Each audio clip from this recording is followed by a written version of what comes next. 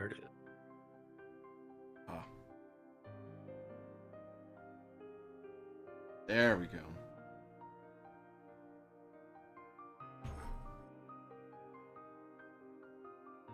Actually.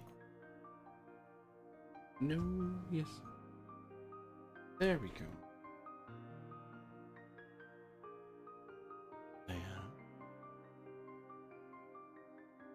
brain power, let's go.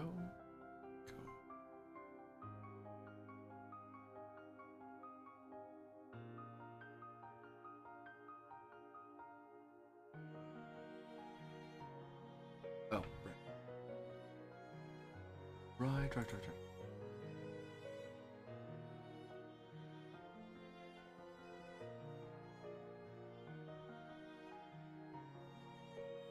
the way to episode 4. Yeah, I'd say this puts it. We're at the end of like season. We're starting season 3. Well, I haven't really done seasons. I just kept it as one long episode series. Yes, I mean yes.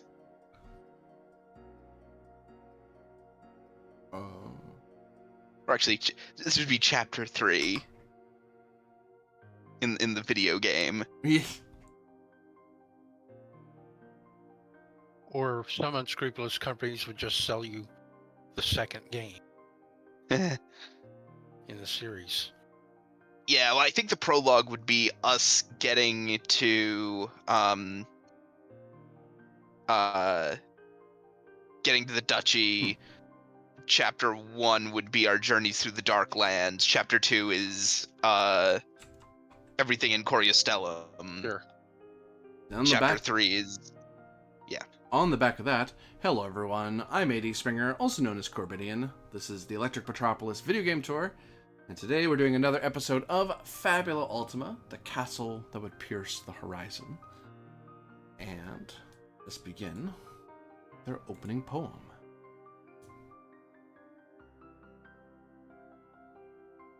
Upon the peaks where clouds do bend, the castle Highmount meets its end.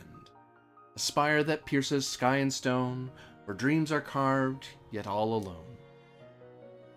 Through halls of shadow, through rooms of light, the heroes came to face the night, to steel their hearts, to seek their way, and gather strength for Ascara's day. The winds they whispered, old and wise, of towers high and distant skies, where secrets sleep and truth is born, where paths ahead are wrought and torn.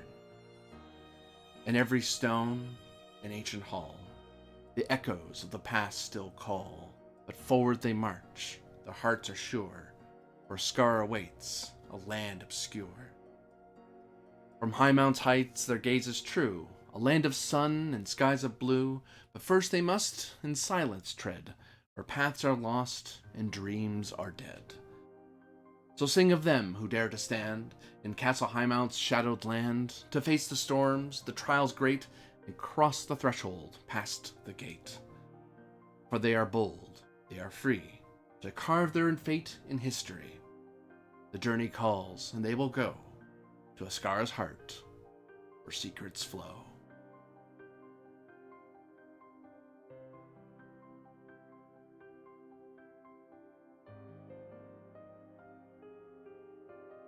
And we pull ourselves to the city of Castle Highmount, the castle that would pierce the horizon itself, as our heroic party had pulled in through the Emerald Gate, and with the Lady Jessica, the Dame Jessica, in there aboard. And it would seem that Zevendemril has many maintenance and duties to do to the train, because you've been off rails for a long time, and if you are to go to Ascara, you're going to need the train to be ready for proper rail systems and to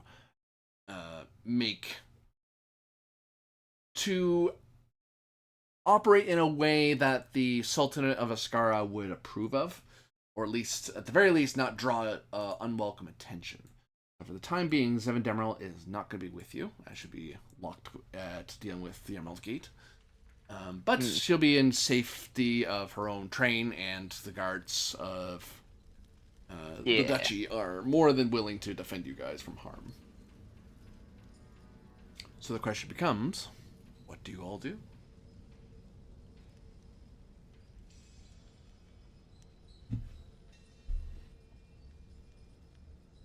Well, presumably we should check in at the castle, unless there's any other pressing business in the Imperium town itself first. I'm gonna like walk up next to you and sort of lean against you and rub my head against your arm like an affectionate cat for a second. And then I'm gonna say, "Can I borrow 50s in it so that I can replenish my supplies? I'm broke." Oh, but I am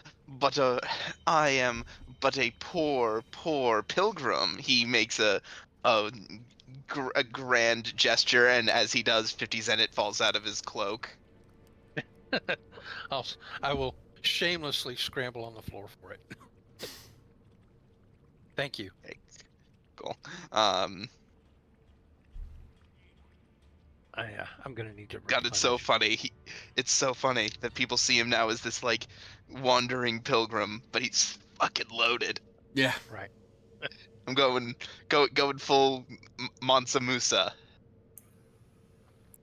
Um, is that shop of Midas uh Chitorio still there? That guy who turned out to have been from your kingdom, Lucius? Maybe Yerp. we could go by there and get a good deal on our stuff. Yeah, and I think we do get a good deal there. Well, unless he doesn't like your new appointment as the last, like maybe he only gave you that deal because he thought you were an important patrician to serve. I guess we'll find out the hard way Eh, if he doesn't appreciate your changes in yeah, social we'll see. standing. We shall see. In that case, I will meet you all at Castle Highmount. I'm going to continue on and report to the Duke and alert him to your presence. Good. They'll Safe probably travels. have. Yep, they'll probably have preparations to make anyhow. I'll give her a deep curtsy and say, that's a great idea. We'll see you there. That was close to an encounter. Mm-hmm. So you lot head to the shop of Midas Volusius, the shop of Citero. Satoria. I was having yeah. trouble with it too. I didn't even bother with the middle name. Volsiusius, which is too similar to Volusius. It's a popular name. It's a major family. You arrive traveling from the Emerald Gate, the well-traversed and adventurer-heavy part of the city, of the walled city. Entering into Imperium Town, you find the shop of Citro still awaiting and ready to take your business, and the discount is 50% on replenishing goods. Mm. Good.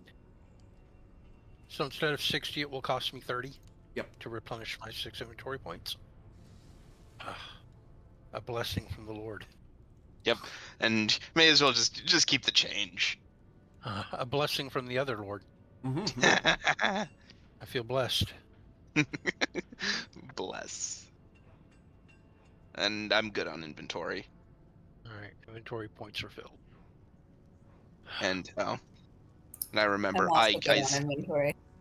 and I remember last time I zeroed out my guys and I didn't use them for anything.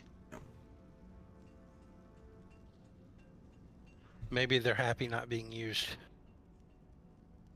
for once.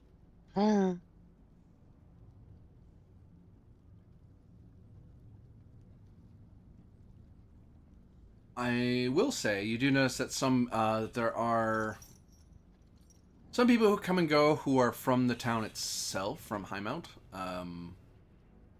By this point, you're not the latest news, so you don't get a lot of attention from just random people. Master Citero does know you, and as far as he does not know that you stopping Lucius Evantus, but that part of that was to please you, but part of that is that you guys helped the Duke, so Mm-hmm. the whole town's kind of friendly to you in the first place. But you're not you're one of many heroes that have come and gone through Highmount. Um, once in a while, someone will recognize you guys and go, "Hey, it's those guys," and then they'll leave you guys alone because obviously you're Yeah, busy. there are a few additional stock dialogue boxes mixed in to the random NPC dialogues now. Sure.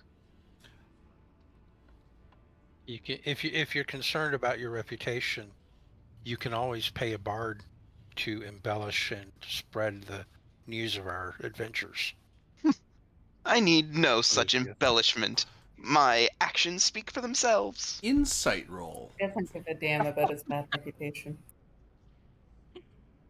That's insight roll. I'll do insight. Insight, is this an open roll? Yeah. Cool, cool, cool. I get what is it at? Did I improve it by any? No, it's still wait. Waiting. Focused. Okay. So okay, it is I get a +3 to this. I just had to remember. Is this something anyone can help with? We can certainly help. Yeah. I rolled an 8. I rolled an 18. I don't think it matters. Fair Uh, enough.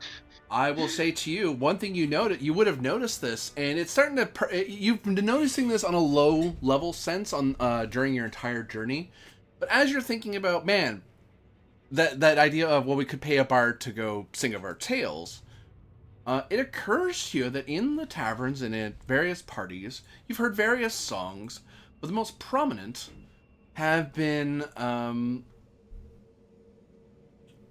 well, songs such as From Highmount to Knowing, The Ballad of Paths. The one, a rather unpopular one, is Automaton Protocol Zevin Facsimile Unit. It's very niche. The Silver Tongue's Tower, The Journey Beyond the Flame. These are songs that people are singing. These are ballad songs, and you're realizing those are about you. Some don't. Cool. And you got, and actually with 18, I'll go one step further. You know who's been watching you this entire time, and they've been disseminating that information through their will across the Sea of Souls to the various bards and scribes of the land, of the countless realms. It's almost like something really wants you to succeed and is trying their level best to make sure people know to be friendly to you, even if they don't necessarily know who you are, because some of these are very contextual and require you to know about, say, the Republic of Coriastellum. You don't know about it if you're too far away. That song's not going to mean a whole lot to you. For example. Interesting. Lucius is just gonna file that away. Okay. Though I will say, and likewise, your enemies will also have just as much access. Those who would oppose your aims also will be familiar with these songs. Right. Yeah, so we are making a name for ourselves for In all the ways that, for good and yes. ill. Okay. Well, do we have any other pressing business we need to handle before we go see the Lord? Or are there, I I don't don't know, think so. anything else I can think of? No, nothing that I can really think of here in town. Yeah, Imperium Town is largely the place where people live. There are some major businesses and grocers and stuff to support the local people, but this is largely where people. This is the town part, whereas Mead Hall's mostly places you live, mostly like inns, adventuring goods, stuff like that. And the South Ward is more of a newer part of the city that was built after the walls went up. More soldiery and knights and such. And this inner part here, Castle Highmount, these are the surrounding houses that support Castle Highmount with its primary temple and plaza and whatnot. And Emerald Gate's mainly adventurers and adventuring supplies rather than like more traditional trade goods and stuff in Mead Hall. And let me guess, South Ward is like the low end area. Well, to repeat, South Ward is the soldiers and knights that were All right. once the Sorry. walls came up. I think I had my thing scrolled out incorrectly, so I didn't see where you were marking then. My bad. Yeah, there is no true slum here. Slum. Highmount is very specifically been built. The town supports the castle supports the town. And if people wanted to live lesser than on Highmount, they don't live here. They live somewhere else in the duchy, in one of the smaller hamlets or villages. So Not that you're everyone's saying, walking around in opulent wealth, but this is it's a fortified city that is, in theory, self-contained. Like Highmount could be its own city-state, but as it's long as also they can doing keep the it. food coming in. Yeah. What was that? Sorry. I was just thinking, as long as they can keep the food coming in, since it's kind of hard to have farms on the mountainside, That's what Castle but they've got Highmount's their for. teleport. Yeah, right. That's why They've got their teleport. that's why the ducal family worked so long to build the castle the way it was. Cool. They even if they were isolated and all of Wakamal was arrayed against them, they could always get food from back in the Holy Empire. Cool. Things they don't have to worry about though, because they're the rulers of the realm, so they can get food up the mountain pretty easily. More? Did you have anything that you needed to do before we back up to the Castle Highmount? I had said no already. Sorry, I didn't hear you.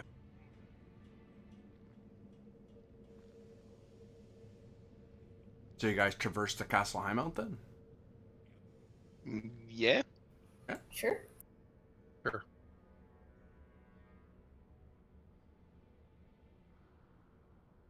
Another quick check, see if anything bad happened along the way. Nope, nothing bad happened.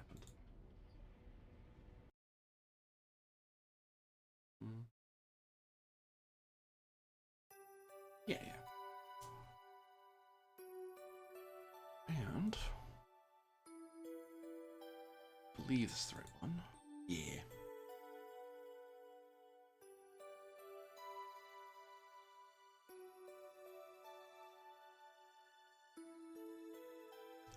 Out.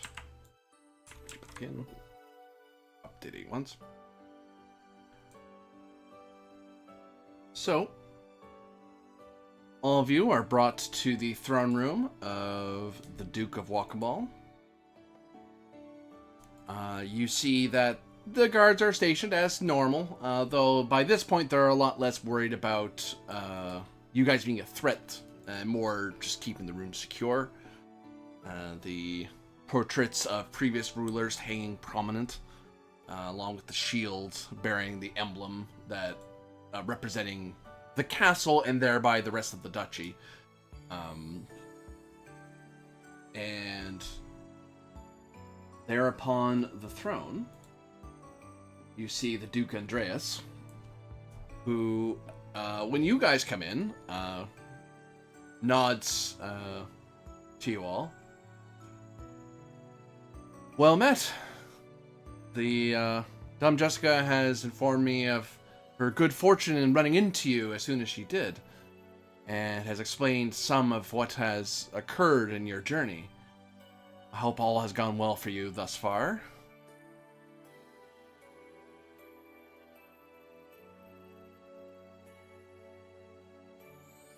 I'm gonna It look has- at Lucius. Yeah, sorry. It has been a rather winding path to get to the point we are at, but as it is now, things are once again stable within Coriostellum.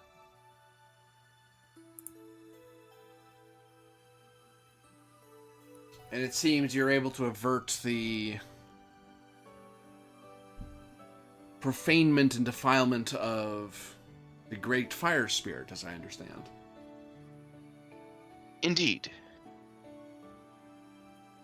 And what of your diplomatic overtures to your Senate? The overtures are being made. I believe it likely that you can expect some official diplomatic attaché in the coming weeks. It, of course, depends on how long it will take for the Senate to put together that delegation and then for them to travel here. However, I have received assurances it will be done. You can give me willpower to see if you're able to convey upon the Duke that the job is more or less done. He can start paying you now, or Yeah. in failing that, you will get. If you fail, you'll still get paid. You'll have to wait until a messenger gets to him to tell him it's completed. Cool. Insight, willpower. To be clear, we don't really know if the job's done because your dad still has to convince Yeah. the Senate, right? That's a 9. That's a 7 with assist. That's 8. That's still not enough. So you don't make a terribly strong argument, but Duke Andreas is pretty inclined to just take your word for it. Luckily for him, you're not trying to manipulate him here. You're being genuine. You're just not pushing the bargain too far. So thus you do get paid. You do get your reward for completing the diplomacy mission with Corey Stellum and Welcome. Side quest complete. I don't remember what the reward was anymore. Cash, I believe. It was so long ago. Well, if you don't know, he's not going to tell you. No, I wrote it down. I believe it's like 2,000 Zenit. I'll have to double check. Yes. 3,000 Like Zenit. that. You get 3,000 Zenit and housing in the South Ward. So you guys while Right. staying at Sure. Highmount, you no longer have to pay for in rooms. You have your own homes here now. That's right. Oh, nice. Is that Each is pretty nice though. So yeah. is it 3,000 divided amongst us? Oh yeah. Yeah. Cool. So then that becomes $750 each. 750 each. Cool. Boy, do I need it. The reward is handed to you by Dame Jessica. She walks over to hand you a pouch of Zenit. Actually, 3 pouches of Zenit because it's just easier to have 1,000 Zenit per bag. And because the coins are rather small. And she will also hand you a sheaf of deeds to your houses and she lets you know that you can you can collect your keys from the seneschal at the seneschal's office just outside of the castle, and you know what she's talking about because you've walked by it a bunch of times. You just never had a reason to go there because you weren't buying land or doing business directly with the duchy. So Yes. In which case he will shuffle out the one for 7 and say, Ms. Demeril is currently indisposed, preparing us for our next leg of the journey. Would it be possible to get this filed in her stead? she needs to be the one who files it, so we can keep it, and we can keep it here in our vault until she needs to collect it. Very good. Just didn't want you to have the feeling that we were withholding the reward or anything of that nature. No, of course not. So, that reward done, my query is, where do you intend to go from here? I assume you can, aside from getting your reward, I don't know how much more business you have in Coriostellum as a party of heroes, anyway.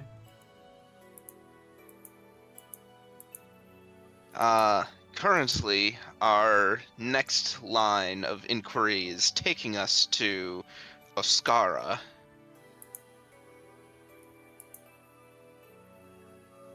Sultanate of Knowing. Hence the need for Lady Demeril to make adjustments to the train. She has to prepare it to, what were her words again? Properly flow along the tracks. Dame Jessica pipes up and says, well, yes, you've been operating on ley lines for the last while. But I imagine your train is not used to operating in such a mundane fashion. I'm gonna just sort of be bouncing in place up and down a little bit excitedly and go, Oh no, does that mean we're gonna have to like deal with train schedules and stuff? So that we don't like run into another train?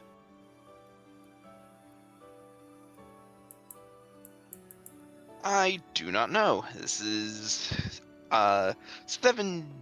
This is Seven's area of expertise. Oh, Yeah. I'm sure she won't let us hit another train. You know, I never I'll- used the I'll- trains, says Damn Jessica. She tries to think about it and doesn't seem to know how their train system really works.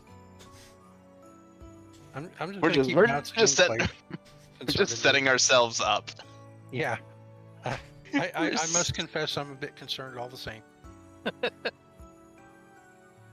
But I trust that she would have our well-being at heart.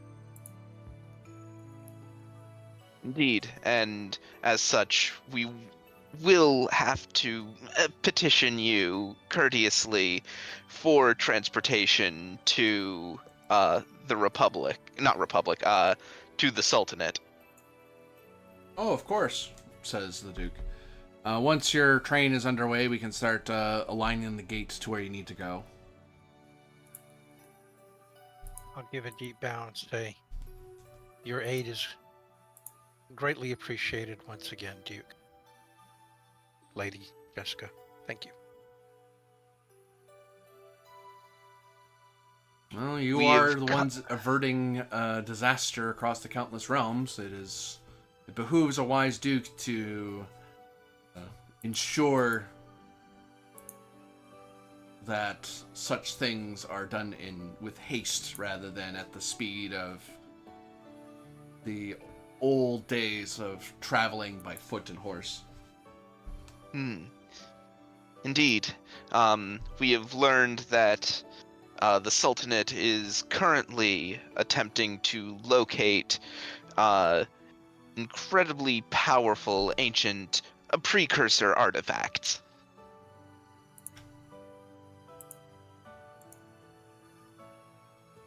And we believe the sorceress is on her way there, if not already there. Indeed, she made a series of power plays in Coriostellum, which we were able to foil, but only by thwarting her pawns, not the sorceress herself.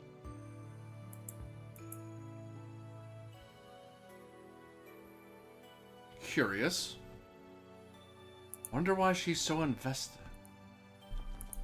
Perhaps she knows more about what's going on than we thought. I always thought her goals lied in gathering her power within the Darklands.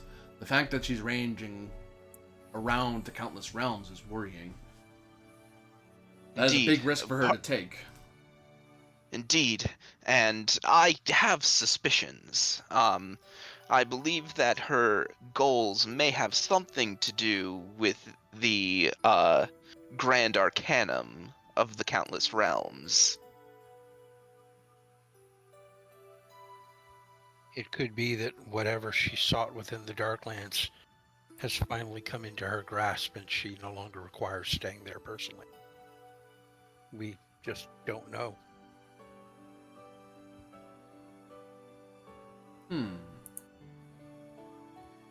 Well, hopefully the adventurers you commissioned will have more information in time.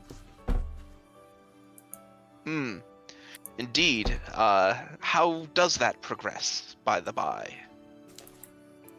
He looks to Lady Jessica, and we swap over to the map to check in with how those adventurers have gone so far.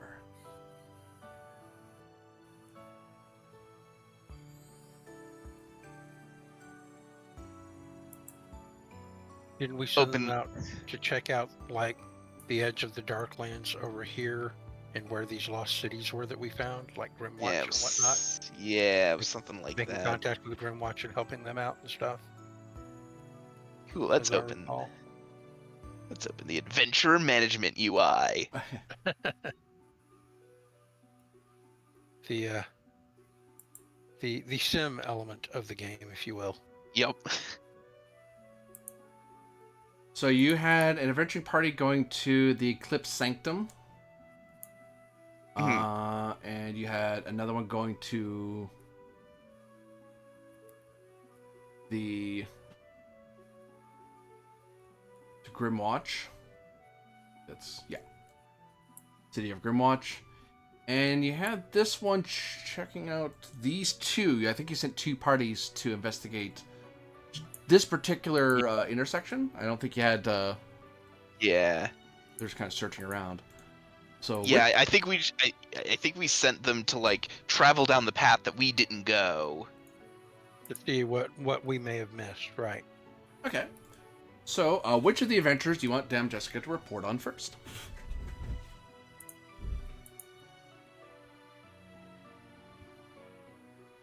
What do you guys think? I want to hear how things are going at Grimwatch. Personally. And what do you hope the adventurers achieve in Grimwatch? Just a general update, or a reinforcement of their defenses, a rally to crusade across the Darklands? I'm trying to remember the name. Like I'm searching my notes, but they're not as Oh, like the name that of the elf ruler. guy. I had made like a connection with. I sort of hope to hear that they have, established some sort of diplomatic connection with him and are like seeking to aid him in defending his city, so that he isn't alone anymore, because he's been under pressure alone for a long time. Well, he has the city of Grimwatch, but more heroes from outside the Darklands. Right. I will Relieve his pressure. I will call for a willpower test, +1 because you have adventurers acting on your behalf, plus another one because they would have been armed and out of a liberated castle Highmount, so they have pretty good supplies for heroes that would have been going on a journey to the Darklands. How's your willpower over there, Lucius? It's not great. I think either you or Moore has higher. Mine's only, I think, a D8. Yeah, D8. Mine is D10. Feel free to lead, please. Definitely not me. Happy to. And I'll grab the sorceress because you're basically opposing her plans. I will help. I am no help. Then we probably can't get to a 10. Yeah. +1. I was helpful. I guess we've got a 9. Your opposition got 12. Gee. Not what I wanted to hear. Yeah, me neither. Yeah, we'll see how that goes. So the roll Yeah, stands. I kind of want to save my Fabula for later, just in case. Mm-hmm. In that case, you learn that the adventurers in Grimwatch have made contact with Thalios, but they are not really able to affect a marked increase in their defenses. They just kind of end up being yet another group of another adventuring party that's doing things in Grimwatch and around Grimwatch. And it's a lot of them, and Dame Jessica, being kind about it, simply says that they are learning much. They are gaining many experiences in the defeats they suffer. Oof. Oof, unfortunate. Well, we do all learn from our failures, don't we? Okay. And now, the one that I think has the potential to be more interesting is the expedition to the uncharted part of the Darklands. Well, I thought you were going to talk about the Eclipse Sanctum for sure. Okay. Right, so we look into the two adventuring parties charting. Well, together, let's find out how their journey went, because we're going to see how far along they get before they get stopped. So first up, they basically teleported here, and we haven't done this for a while. They found out, you've run into mountains down there before. They were teleported into a mountain range, which that made life interesting for them. As their first as they were basically dropped into a mountain range. And then they traveled through some forests.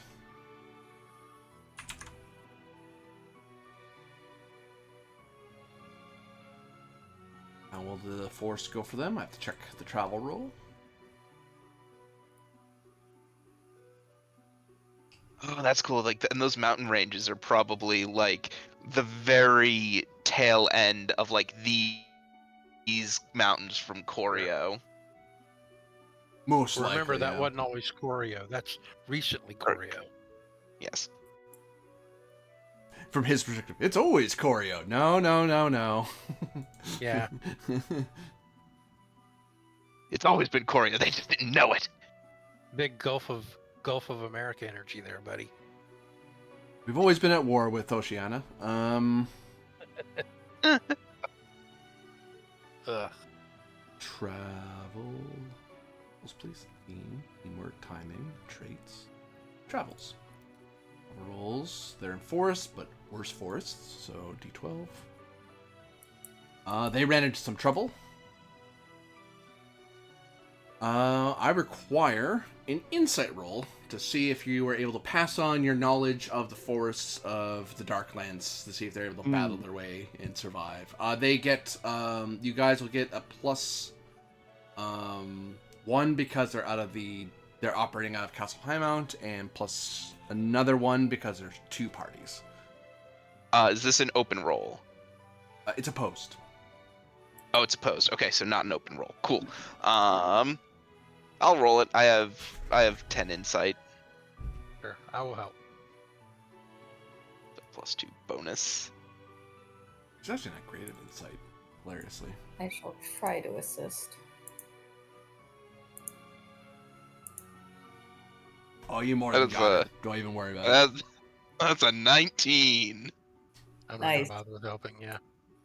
Yeah, so they fought some monsters in the forest and had their first bad time, and learned. They heard the stories you told them about what to expect, and it's hard to know when some adventurer who you've never really adventured with tells you, "Oh, by the way, look out for these things." Like, I mean, good, thanks for the heads up, but like, what's it like to actually fight them? It's like, this is what it's like. Oh God, why are the trees attacking us? The grass is attacking us. And then there's wolves that breathe curses. What is this place? Look, Lucius gave them good notes. He's a good lore master. Well, I would hope the first-hand accounts of what it was like to grow up there from the little rabbit would have been useful too. Yeah. Well, they traveled further and found more forests. Hey, they made a discovery. Right.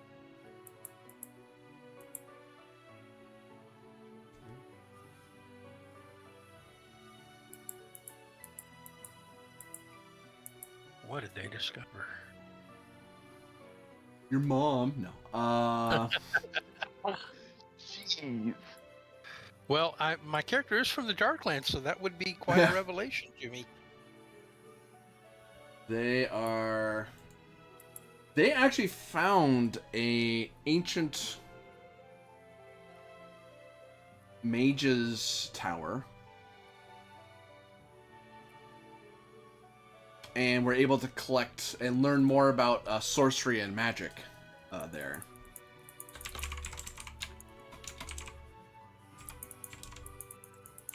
That sounds cool.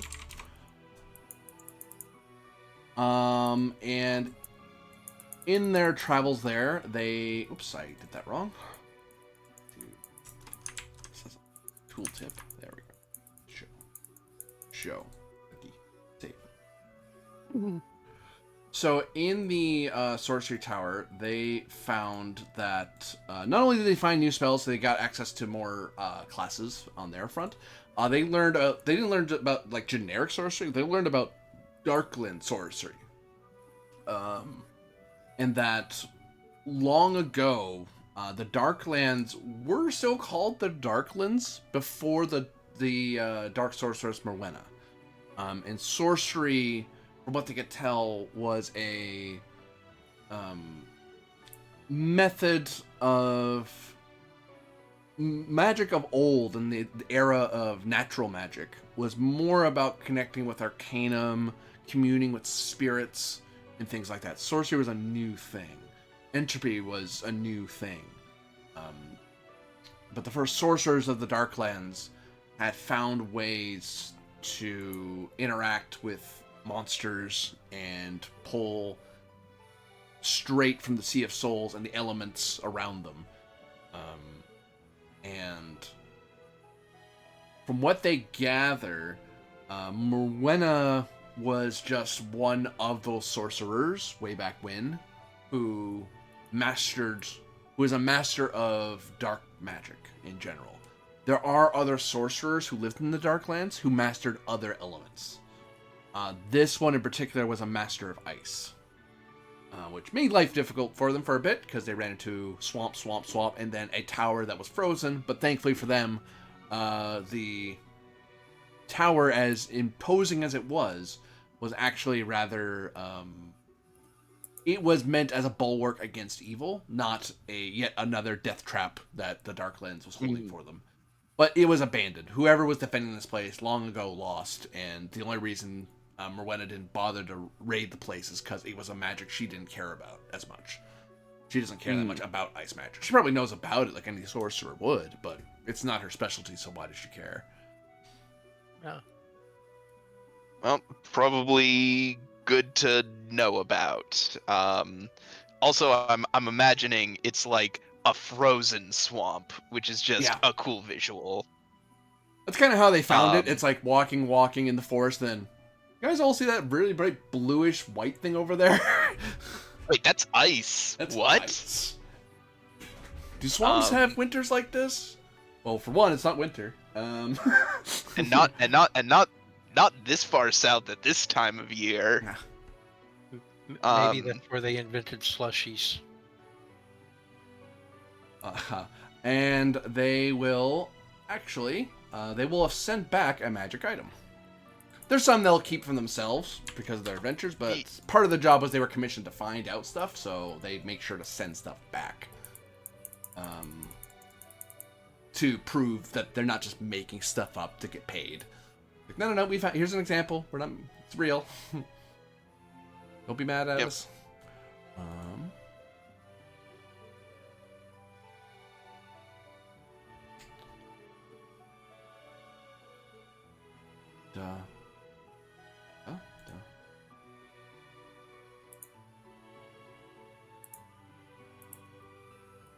Although I will say, good to know that that's there, because for some reason Morwenna has started taking an interest in the elemental magics.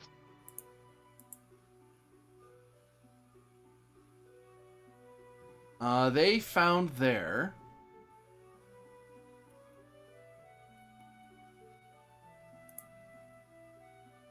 a arcane weapon, and they sent it back. It's an Ars Gotia. It's an insight weapon that does a high roll +6 light.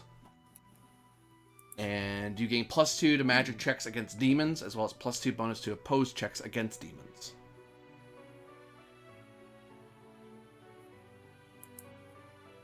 Is it wielded like, I don't know, a wand or something? Is it ranged or is it melee? It's a melee book. You can smack them with the book.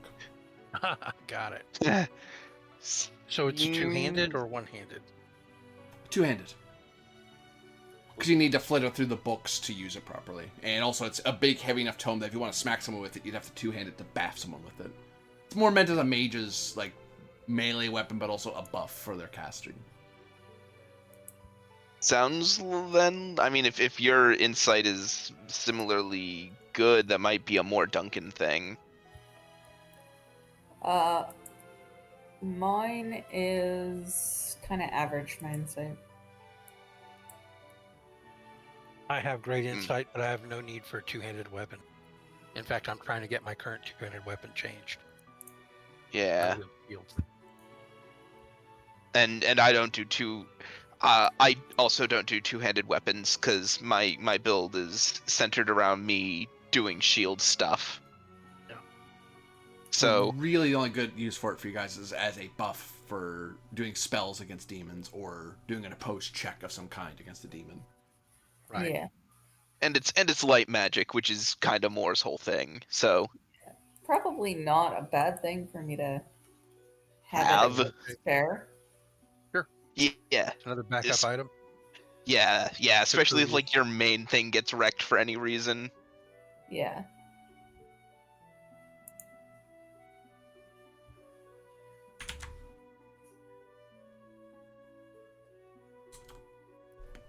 There's an Ars Gotia.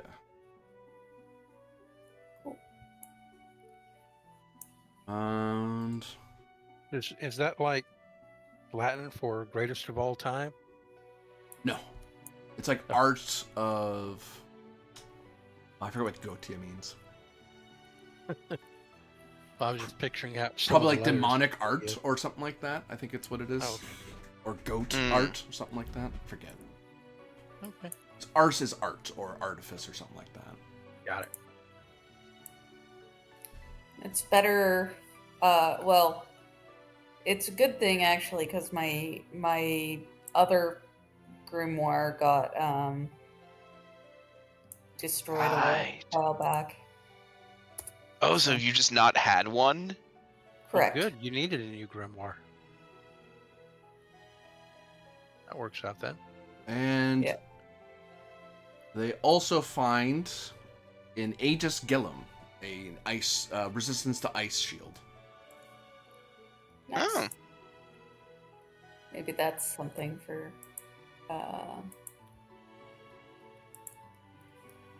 Lucius.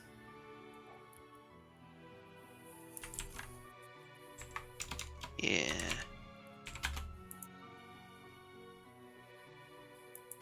Any other items they basically kept to themselves because they need. Yeah. They were like, yeah, we kind of need this because we're still going to be adventuring in the Darklands, and it's part of. And really, it's easier to pay off. It's one thing to pay someone like several thousand zenith to go on a journey. It's better to just go. Here's a bit of starter money. Collect your stuff as you travel. Yeah. Yeah, and that's cool. Yeah, I can take that unless Aether wants it. Well, I can only wield one shield at a time, and I've got a good one, so go ahead. Okay, I mean I also have a good one, but Well, I mean, it's a good If backup. it's going to add ice resistance to you, then it'd be really good for you, so that's fine. Yeah. I mean, I think I'll still keep the shield I've got on because my current shield gives me a +2 bonus, a +2 defense and a +2 magic defense, Nice. whereas this one only gives a +2 to defense. But I will definitely keep it. Yeah, mine gives immunity to enraged, so I'm keeping that handy. They then Enraged travel is like further on past the really tower. bad. Through some hills. They were able to evade any battles there, but they were very aware of that the forces of darkness are here, and their fight in the forest was a very tough one. They learned, so they're being a lot more cautious than they were before. Then they traveled to find some swamps. I think swamps are harder than forests. Yes, they're much harder. Yeah, they definitely get into a fight. Actually, they probably have to just navigate the swamp, so I require an insight roll as they try to travel through the muck and swamp and not get caught up in bogs or get trapped. I'll do that. Is it the same roll with the same bonuses? Yes, and it is still opposed because Morwenna is constantly Yeah. attacking adventurers when they're traveling through the Darklands. Okay. It could have been worse. That could have been much worse. Thankfully, despite Morwenna's attempts to make the swamp deadly to traverse, with your insights shared, to them, they're able to find ways to continue their travel because they don't have the benefit of the rails. They have to actually travel over land and make sure they don't get caught up in traps. Yeah.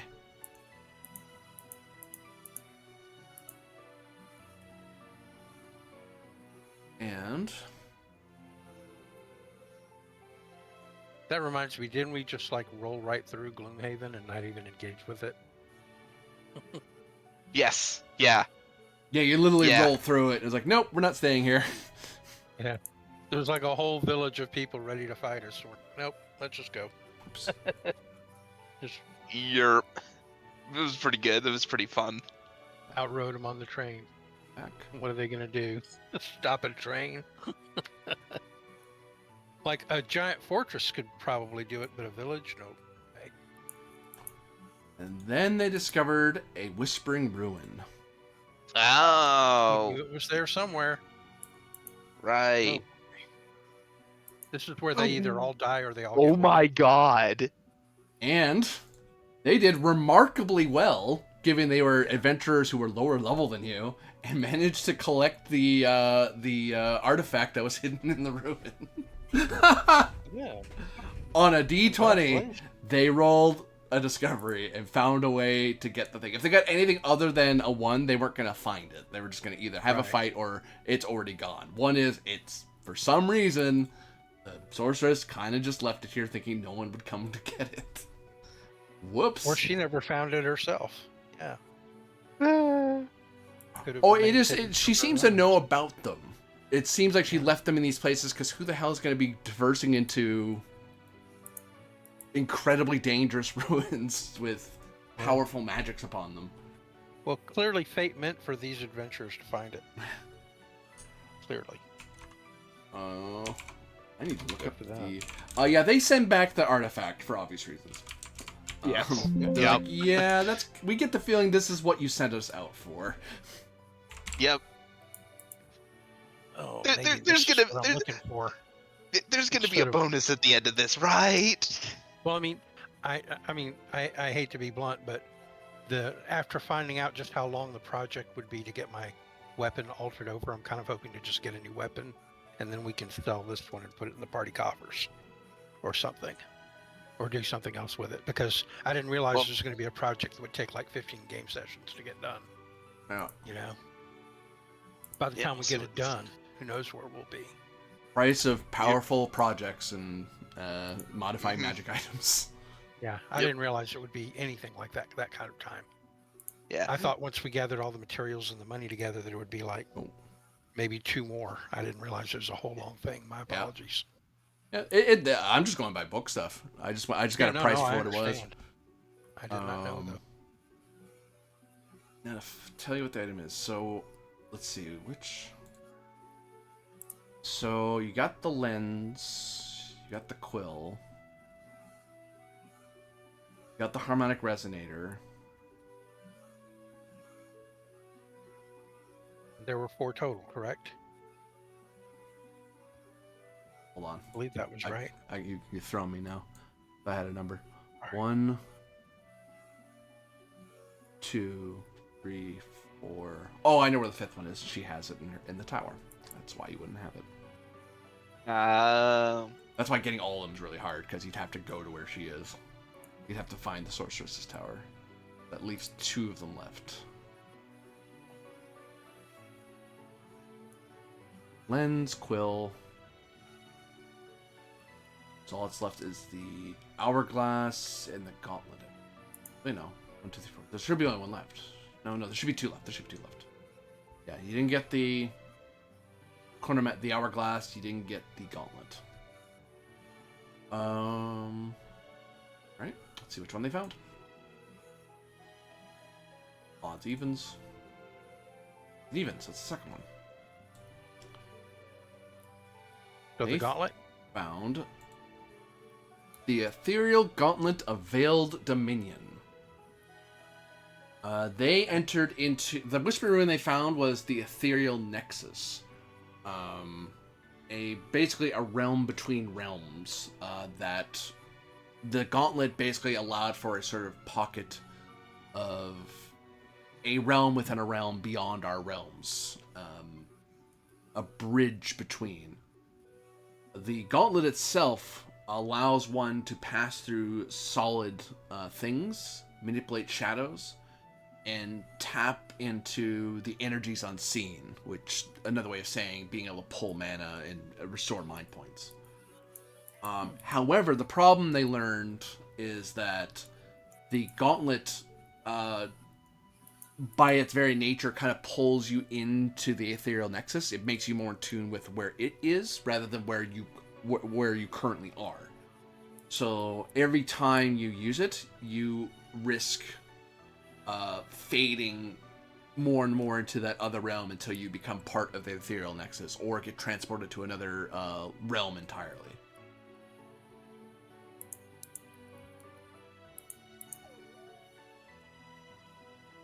But the reason it's that of the Veiled Dominion is that no castle wall could oppose it or halt it, and one could amass armies through shadows alone and restore mind points immediately. Which kind of, when you think about it, you get the feeling the reason why the sorceress didn't keep it is she must have learned what she needed from it. Because you've seen her use these abilities on her own without the gauntlet. Right. Like, she's given herself mind points in the middle of a fight. She's passed through walls with ease. She's attacked you. She's summoned. You haven't seen her summon through shadows, but given that she's the sorceress of the Darklands, It's kind of on brand. yeah, it wouldn't be that. You that's probably a power she can unlock if she's willing to risk herself.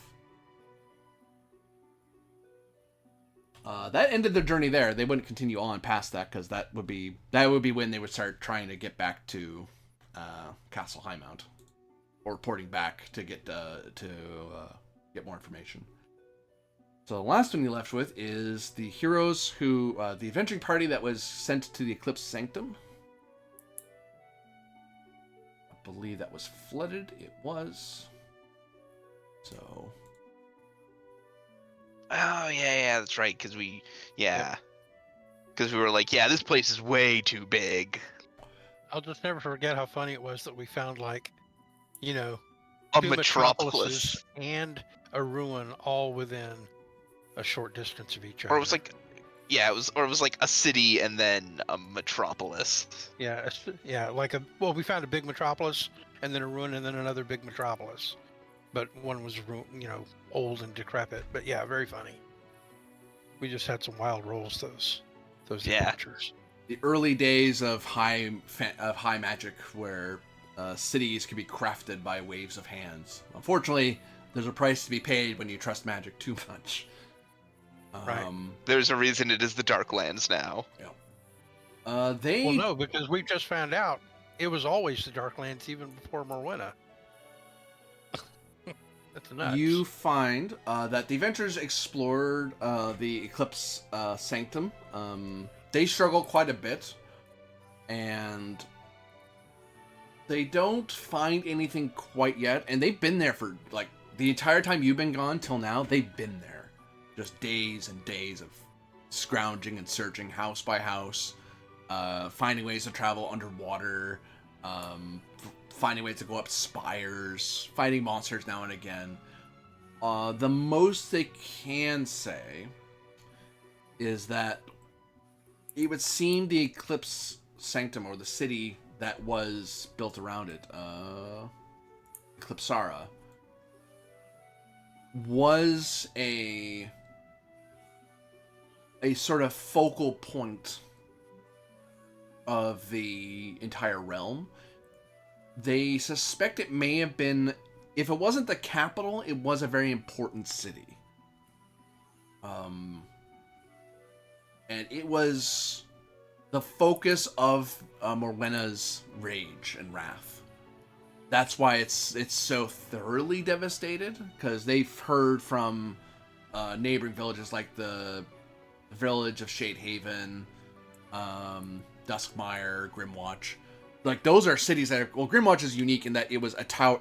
That's literally a wizard who built a tower and then built a town around himself. So Grimwatch is a new thing that's made by him, although he's been around for as long as Morwenna's been around. But like Duskmire is here like before, right? Yeah, whereas Duxmire is an actual city, and it's like, well, that isn't nearly as devastated as Eclipsara was. Eclipsara was absolutely smashed into the ground and flooded.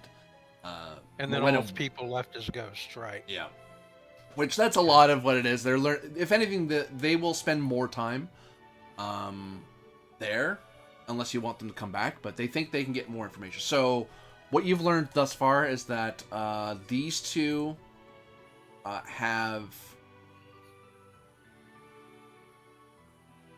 actually roll for me for this group that was in Eclipsara. An insight roll. This is open.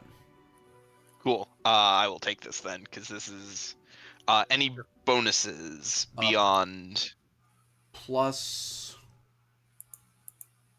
2. One because you're being helped by their Highmount adventurers, and another because Aether would have instructed you on what Darklands are like in general, and you have personal experiences on top of it. Of like, Yeah. well, we've been Yeah, there, so we can tell you. Yeah, this is the We place even we have have maps of the actually place, been. right? Yeah. Yeah, last place we kind of just had to give general like. Yeah, I We believe had I to had maps copied from my better map for them before they left too. Okay, 14. Will help or no? 15, 16. I think 16 may. I think 13 is one of the tiers. I'll go with the next one up. I want to say it's 16. Yeah, if it's Help 13 my then help. it goes. I will help. No, Nope. I will not. We cannot make it. I will try to help. It doesn't matter even if I get 15. No. Yeah. 14 14's fine. 14's still good. So you get the feeling Eclipsara was they don't know, the adventurers don't understand it, but you guys understand it from what Jessica tells you about what they did. And it seems that Eclipsara, and I think you guys discovered this as well yourselves, but just as a reminder, Eclipsara is a place that learned about entropy magic. Like they were of the sorcerers, they were the entropy ones. They went another direction. Sorcery is all about using the elements to another way to say a sorcerer is an elementalist. And because they focus on the elements around you rather than pulling from a great spirit or from the divine spirits. This one's pulling from the entropy between stars, the death and end of all things. Entropists, yeah. And that's what they were, and that there's a feeling that you there's a sense you get off what you've learned of Morwenna, what you guys have known of the Darklands, and why the Duke Andreas was being targeted. You get the distinct impression that the sorceress has a unique weakness or fear of entropy magic. And it may be a magic she doesn't know. She may be aware of it, but it's not a thing she herself can do. If she knows any entropy, she's not a master of it. And so she doesn't know the extent of what it can do, and that's a problem. Which is why she flooded the entropy city. It's like, I won't learn it in time, so forget it. I'm just gonna smash the heck out of your city. Wow. Well, that's good to know. Because that means that the folks here in Highmount there might be a direction they can take this. Oh, I have questions regarding the gauntlet then. Mm-hmm. Assuming one of us were to take the gauntlet, what could we do with it? What could we use it for specifically? It's an artifact with special powers, so it's more like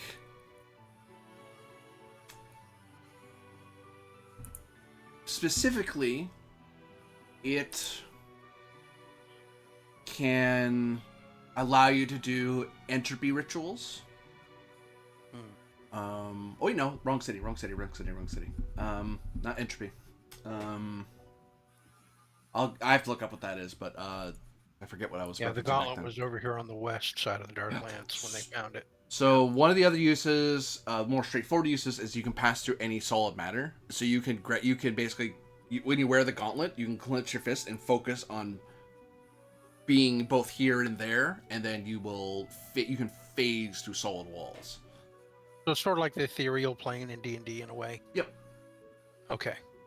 You can also manipulate shadows, so you can basically what you can do is you can summon up demonic monsters to help you. You basically have a what NPCs would call a call reinforcement ability, where you can summon a certain amount of people to help you in your fights. The higher level opponent, the higher level you summon, the harder it's to do.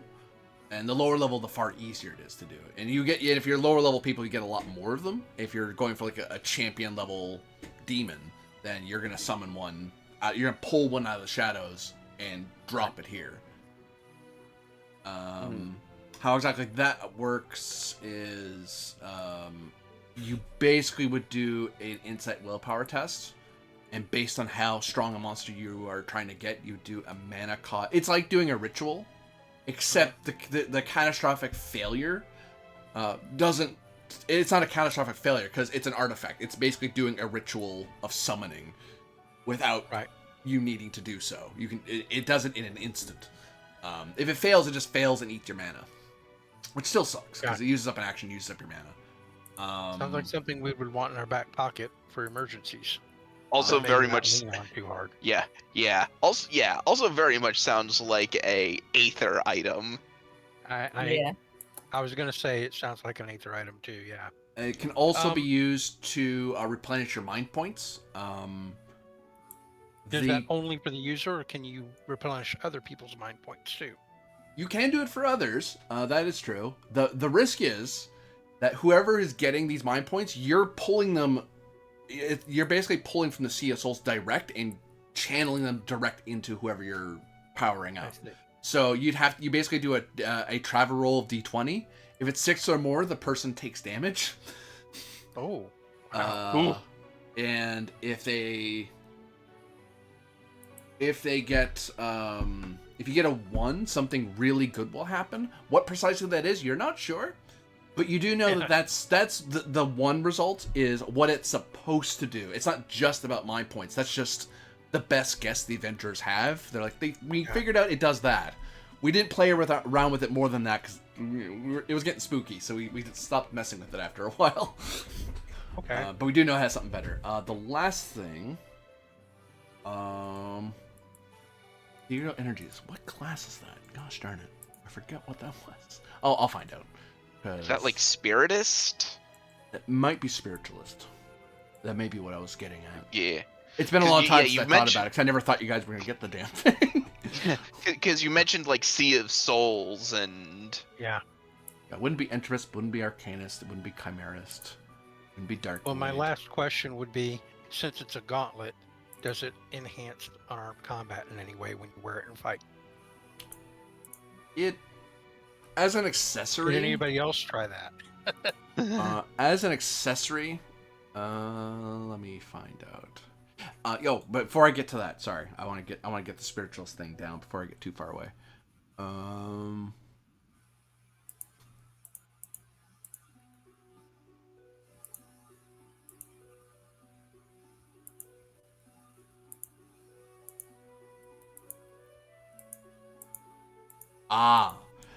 The gauntlet, this is where the ethereal magic comes from.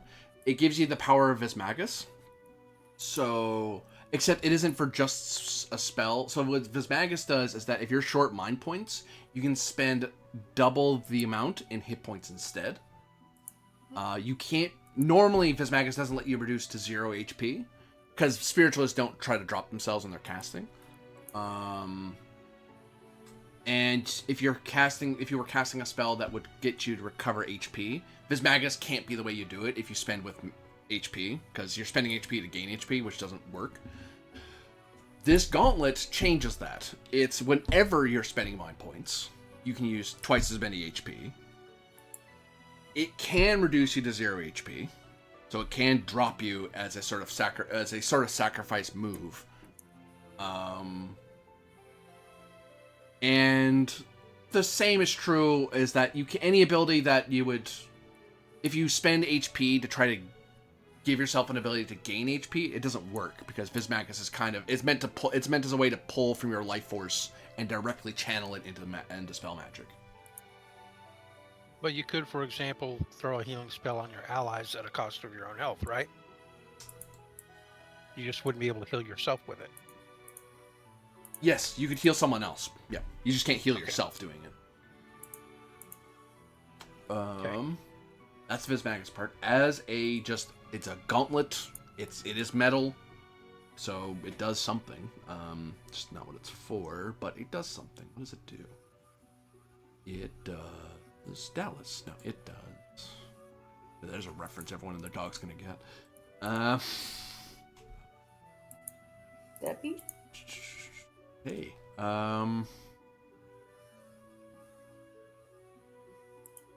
It is an accessory that gives +1 defense and +1 magic defense. That's worthy just for that, then. Not to mention all the other abilities it gives. Cool. And the risk. Yep, The last thing, of course, to highlight is that each time you use any of its powers, other than it just being a gauntlet, like it being a gauntlet is just it being made of magical metal. Like that's just useful. Right. If you use any of its powers, you activate a clock. Every time you use it, you increase the clock, and if the clock ever gets full, your character is defeated instantly as they are teleported to the Ethereal Nexus. Wow. Ooh. Ooh. Okay. Okay, then. I take it nobody knows how big that clock is until they activate the powers? That clock, I can actually answer that because they did discover it is a discovery, so they figured out as much as they could. And a clock like that, I know what I would set it at. It would be a 3-part clock. No, I'm just kidding. It would be, it'd be ridiculous. That's a 12-part clock. Okay. And like So we any gotta- other clock, that means that if you roll a thing where you can push back on the clock, you can put it back Yes. as one of your choices too. So you can stave it off periodically. Yeah. Interesting. Okay. Downside is bad Oh. guys. Bad guys can, if they get opportunity, can increase it. But they can only increase it if the clock exists. If you're at 0, like if you reduce it to 0, the clock stops existing. Or if you've never used the item before, there's no clock to attack. So I can't go, aha, I feel your clock. Like, well, I haven't used the gauntlet, or I did use the gauntlet, but I've now recentered myself in the material world, so I'm not Gotcha. disconnected. Okay. Good to know.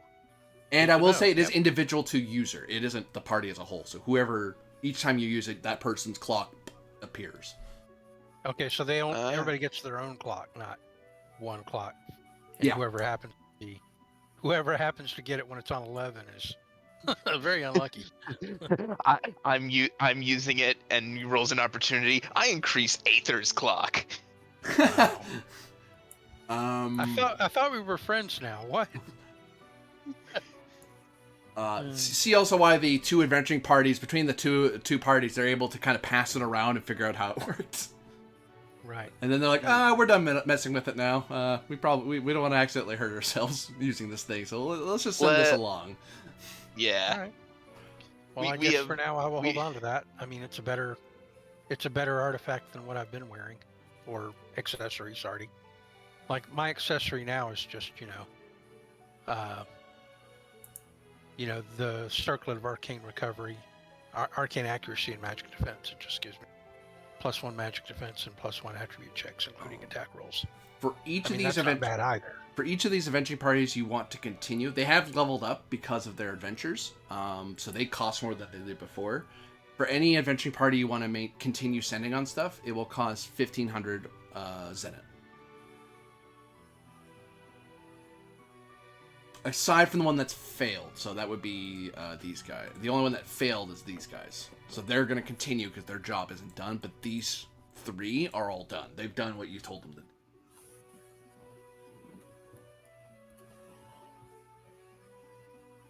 So they're the ones that will return back to Highmount. But these guys are going to stay in Grimwatch to try to help Grimwatch because they know they're willing to hang about and keep fighting on.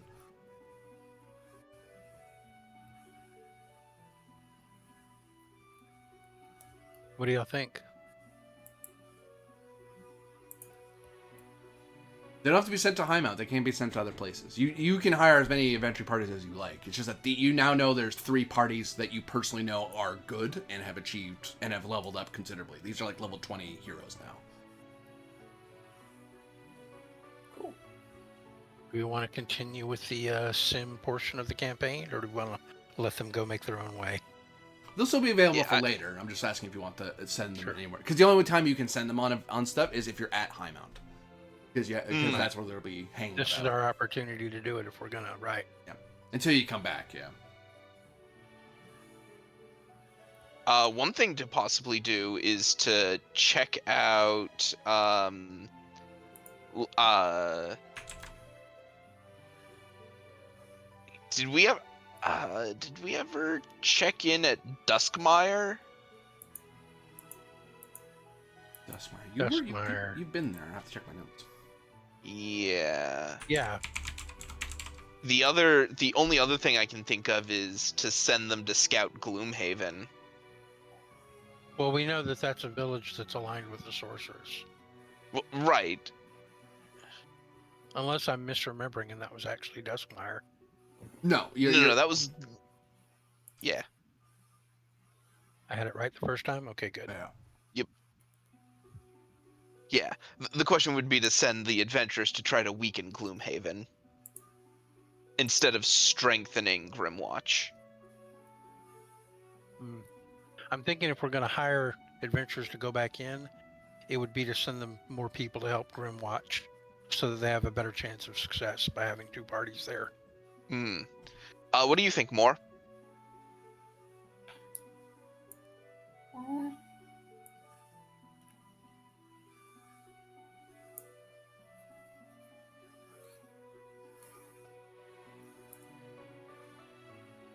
I would say we've had good luck with them with parties that we hire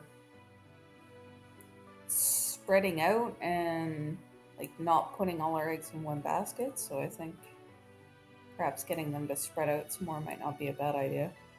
Okay. Well, each party costs 1,500, so.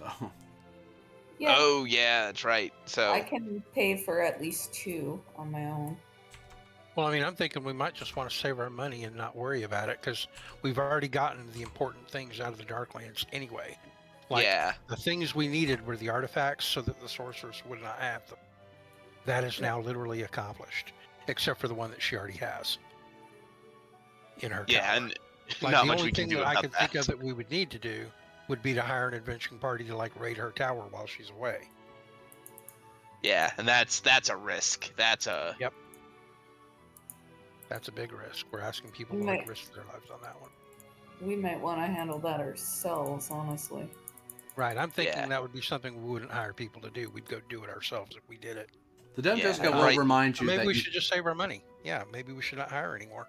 Dame Be done Jessica with will that. point out to you that they can be sent to places other than the Darklands because they would benefit from the Emerald Gate, so they can be sent anywhere in the Countless Realms as long as it's a place that is known.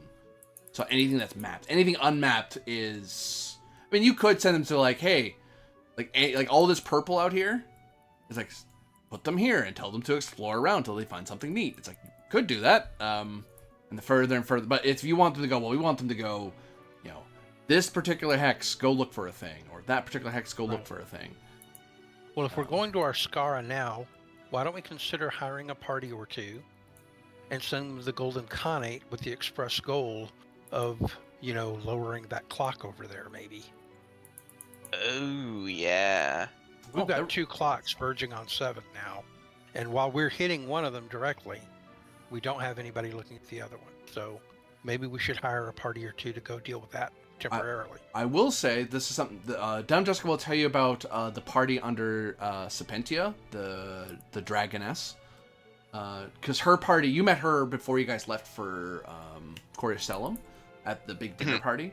They were sent to the Golden Khanate, and the Dame Jessica tells you that they've run into some trouble there. They've had a few fights that show that the wild magic there is this current level It is pretty out of control, and the local residents don't seem to have a grasp on why it's happening, which is making it difficult to solve the problem because she doesn't know where she needs to go. She is not sure.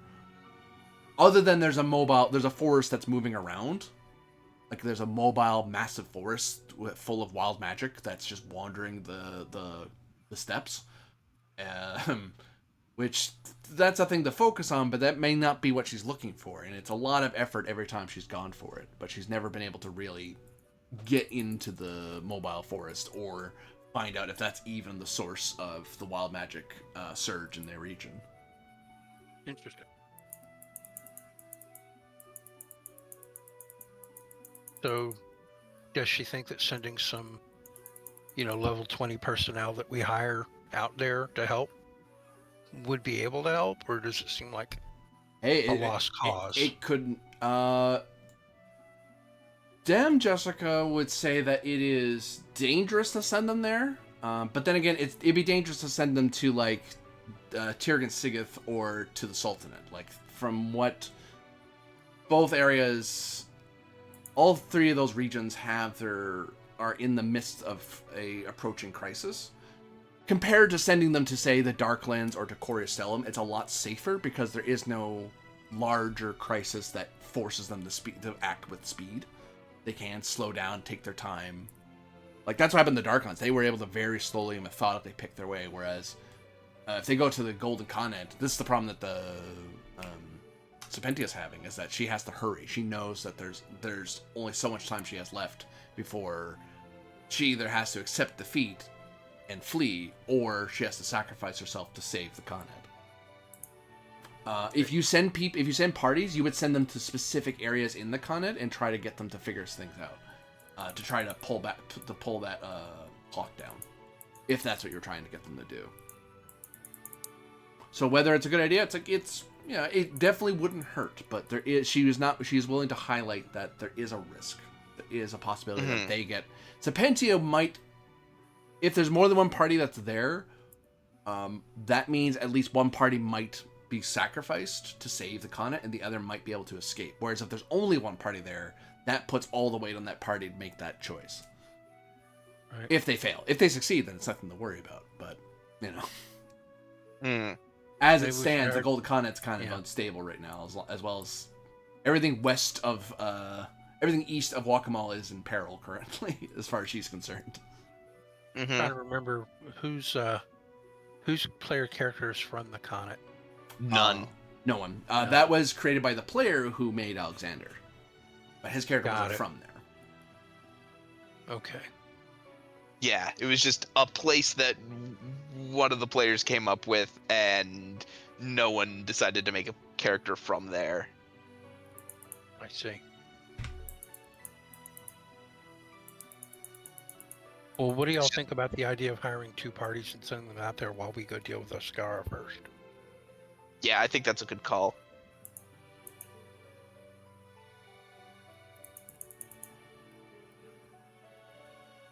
So who's paying for them, and where are you sending them?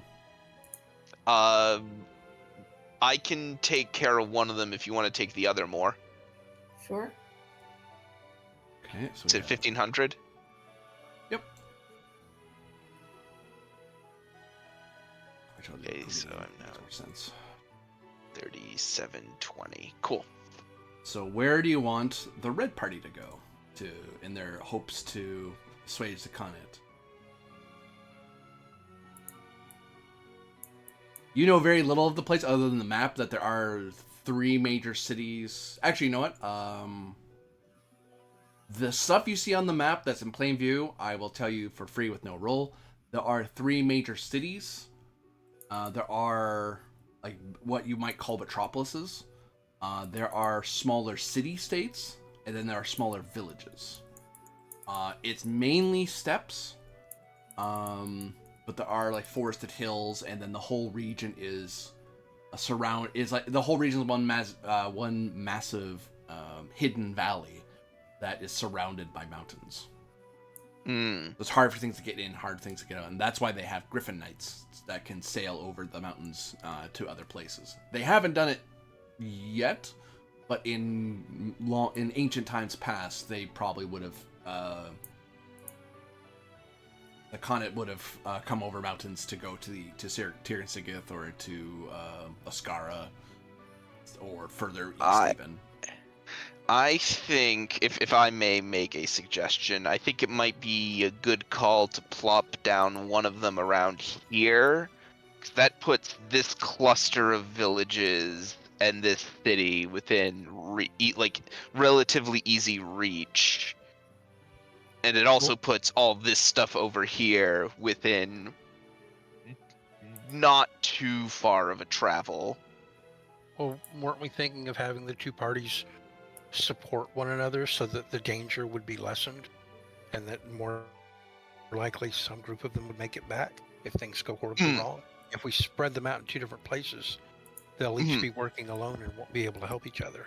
Right. So I mean, okay. So we put them together, but I'm saying I think this is probably the place to plop them down, Okay. Mm. either Sounds good to there me. or here. Well, I mean, if we don't know where the heart of the problem is, any place is as good as any other, really. Just Yeah. whether or not we get lucky with our choice. I will say, mechanically speaking, if you put them both together, you basically give that group a bonus to their roll when you check on them, and a bonus that if they are defeated in like a battle situation, they can kind of survive it. But they only will look into one thing, because instead of instead of a party of 5 or 6 looking into something, you have a party of 12 looking into something. Right. Consider what you guys did to the Darklands. You basically sent out a bunch of parties to scour the Darklands, as opposed to sending one massive party to look at one spot. But our most successful group was a group of two parties working together. So, I mean, they even got the artifact. It's up to you guys. I'm just letting you guys know what the mechanic. I got it. Yeah. I think think that's my vote. yeah. I think that's still a good idea, especially because of how dangerous the Khanate is going to be. Right. Yep, I'm on board with keeping them together. Sure. Works for Okay. me. Okay, so I will get rid of one of these parties. This is now a red and green party. Boop, ba-doop. And where do you want them to go? Oops, I believe he was saying this near this city on the right, but in the Yeah. plains near it instead of directly dropped in. I don't know why. Why not just put them in there? You wouldn't be able to drop them directly within a city. You'd have to put them a hex next to it, because the gate literally appears somewhere randomly in that hex. Oh, okay. I mean, they can drop it in a city if they don't care, if they wanted to like invade the city, but you know, Yeah, we don't want to do. yeah. Andreas, good boy Andreas will not want to do that. Dark Lord Andreas totally would have done it and would be doing it currently if he was the Dark Lord. Yeah. My thought is like here or here to give it a little distance from the city. Like, Yeah. Well, I mean, are they 1 hex per day travel? yep. Then the closer to the city, the better, because they'll have to make travel rolls. Yeah. If they get to like this village here, thought could be they could probably catch a boat across to this village and then into the city. Okay, sounds good. So that's how you'll gate them. Yep. Okay. So they'll be sent off, and you'll. They won't hear from them again for months. Who knows? I will say that we'll get a bonus in that the Serpentia party will likely join up with them, or they'll hear about Serpentia's party meandering around doing stuff. So that will kind of save them a bit of help, for good and ill. That may cut against them sometimes, because if she makes decisions that aren't necessarily they are what she believes is right, that doesn't mean that's what people in the region will think is right. Right. Okay. So you basically have one party in reserve that they'll be doing adventures and welcome all, like just little stuff, meandering around doing stuff. But for now, they'll go around. And this party in Grand March is going to keep doing what it's doing, because it's not done with its quest yet. Okay. So we cut back to Highmount, as you've discussed it with The dumb Jessica. Whoops, wrong place. I meant the throne room. Come back. No. Oh no. Wrong Did map. you have a This one. text for the gauntlet available now?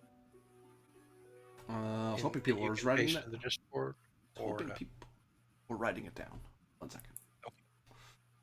I didn't get it all written down. It was coming at me too fast. I'm sorry. Well, I guess you don't get the powers then now.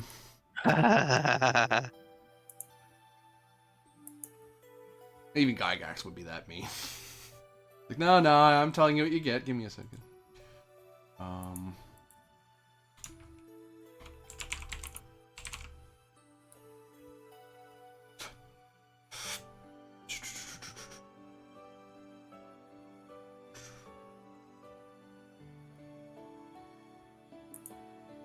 Hello? Copy pasta? Copy. Pasta.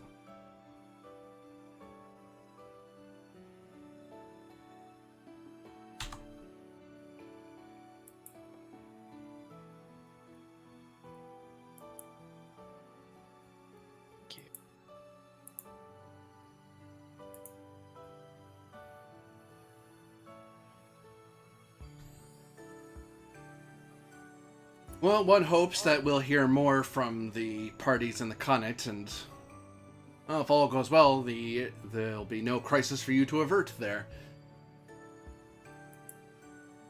Says the Duke. I hope you're right.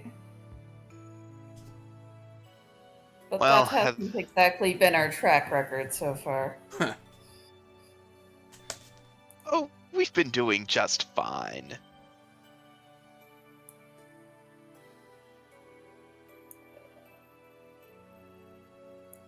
Yes. And we've been admittedly encountering a lot of crises. Well, I mean, the countless realms are apparently under a serious crisis right now, so I guess that's what we're here for. But yeah, it has been rough at times, but I think I'm ready to continue. Although I kind of would like to run by the Seneschal and like see if there's something similar to a hobbit hole available for me to live in the town. Out of the choices of homes available. We'll send Maybe word we could once the train is all set and ready to go. We have people supplying Zevin with the things she needs. Well, should we all get our homes and get those lined out? Real Yes, quick? that would be good. Dom Jessica, I do hope to at some point catch up with you regarding some of my discoveries while in Coriostellum. I believe some of them would be of interest to a fellow lore master such as you. Well, once you have the time, we can sit down for dinner at my home just outside the castle, or here on within the castle walls. Just let me know when you're free. I'm gonna be here for a little bit anyway before I have to go venturing again. Very good.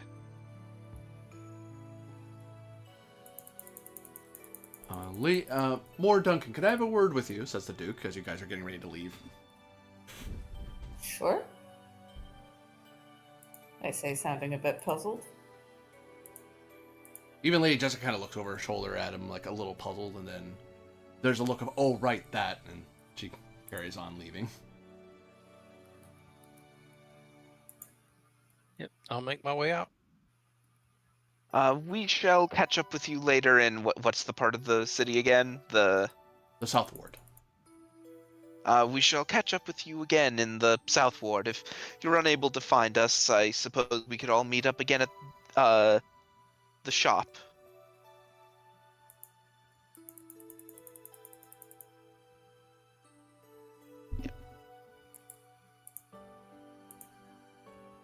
And the Duke Andreas waits until everyone but the guards leave anyway.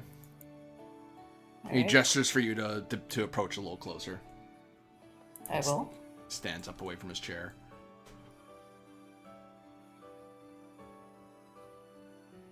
I wanted to inform you of personal matters I wasn't sure you wanted to have aired with your fellow travelers.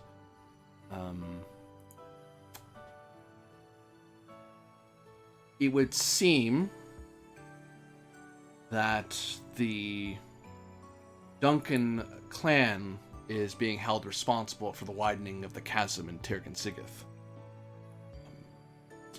Someone has been feeding rumors that the new bardic tales are your way of trying to aggrandize the Duncan clan and insulate them from the crisis that your isles face. And from what my lore master tells me, you have a rival of sorts that you face, and I have this very disturbing feeling that he may be the cause of this. It is speculation, but what I do know for sure is the Duncans are, as a whole, not doing terribly well in the Isles. I will do what I can to defend them, but as you well know, I have a hard enough time getting the people of Wakamal to take my edicts and praises of peace and syncretism. But the Isles are a land before and have their ways, and I am not of them. I would need a whole generation of my life spent trying to win them over, I think.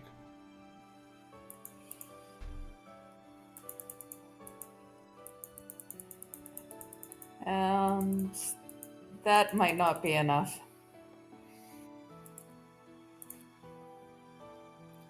No offense intended. None taken. Being the grandson of a Dark Knight tends to sour one's pedigree when anything east of the Holy Empire.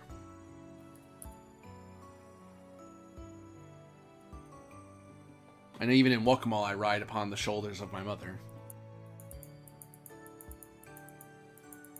He kind of gazes over at her picture across the hall.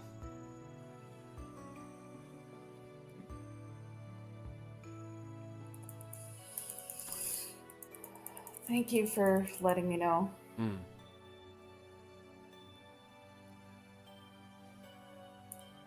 As things get worse in the Isles, I suspect that should the situation get more unstable there, they may begin sending adventuring parties to collect on, if history bears out, collecting on the bounty of wayward scions of your clan.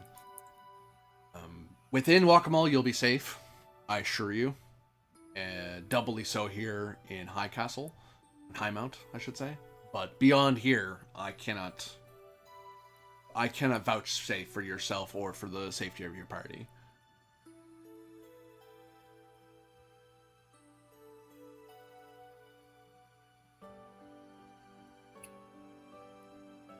I apologize that I can't do more than this. I feel I am not adequately repaying your service to the duchy. I hope you'll forgive me this lacking. You're not the one spreading rumors and lies, so you have no fault in this.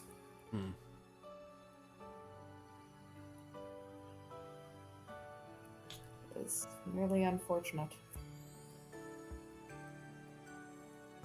He nods, and then returns back to his throne and sits. Is there anything or any message you'd like me to try to send to your clan, or shall I stay out of it for now, beyond what I'm already doing?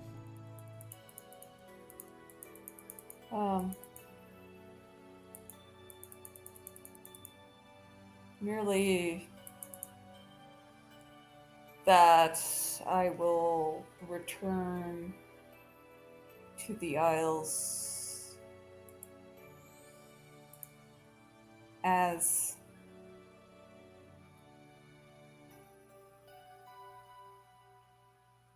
I'm able to. Nods. I shrug. I wish I could offer more at this point, but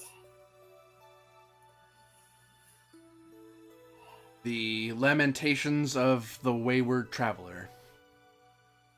A common enough tale, sad to say. Perhaps that will be a Ultima that you will step aside. Speaking of things to step aside, do you know where this rival of yours even is? I can tell you he's not in Locamal, and I have no idea. I'm surprised if he was in Coriastellum. I imagine you would have run into him. He was to counter you. I don't know. Shame. I mean, last I encountered him was quite a while ago. He could be anywhere by now.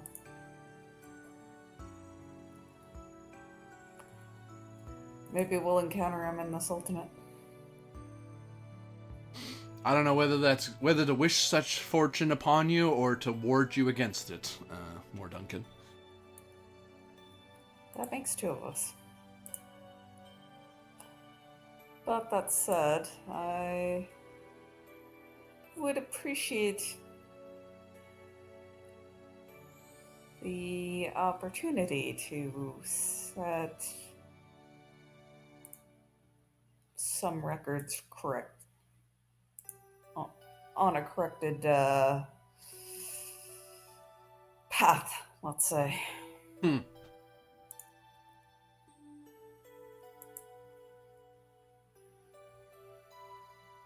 spirits in the night sky watch over you, more Duncan.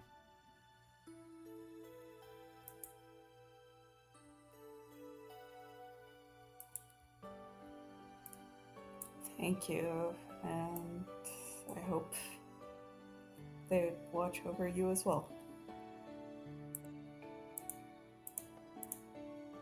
Wouldn't mind them watching a little bit less sometimes. He nods as you, I imagine you make your way out. Yes. Unless you have more questions to ask of him. Not for now, no. Archive hostel. We're not going to be there for a bit. To Highmount. So, while Moore is with the Duke, Aether and Lucius, I presume you guys go to the Seneschal's office to get your houses in order. Oh, yes. You presume correct. Yeah, the Seneschal office is easy to find. You've passed by it in the plaza enough times, so it's not the hardest thing in the world to find. It is a very popular place for people to do various direct... It is the sort of place one goes to if one wants to deal with the Duke, but not necessarily the Duke himself. You're dealing with the duchy, really. Hey, I need to buy a new house. Hey, I need to I need to get a tax lien. Hey, we want to do this new project. Can you fund it? It's like, well, we don't bother the Duke with day-to-day itty-bitty things like that. That's what the Seneschal's for. If it isn't like the local mayor or baron or whoever's in charge of that region.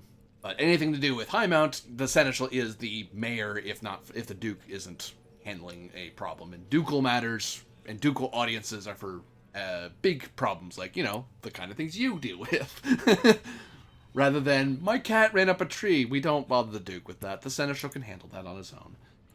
Or the Dem Jessica, if she feels generous. Did you say cat up a tree? Isn't that the local superhero's job? Well, there's superheroes. What are those? What strange vigilante, otherworldly thing you speak of? It must be from one of Yes. the other realms with tall skyscrapers and where everyone wears capes for some insane reason. We don't know why. It must be to do with magic. Not all of them. No capes was very popular in one of them. Anyway. Yes. The Seneschal. It is not where some people would have to wait in line for a very long time. You guys would end up waiting a little bit, as they kind of had to process, like, what's your name? Who are you? What are you doing here? Okay, wait here.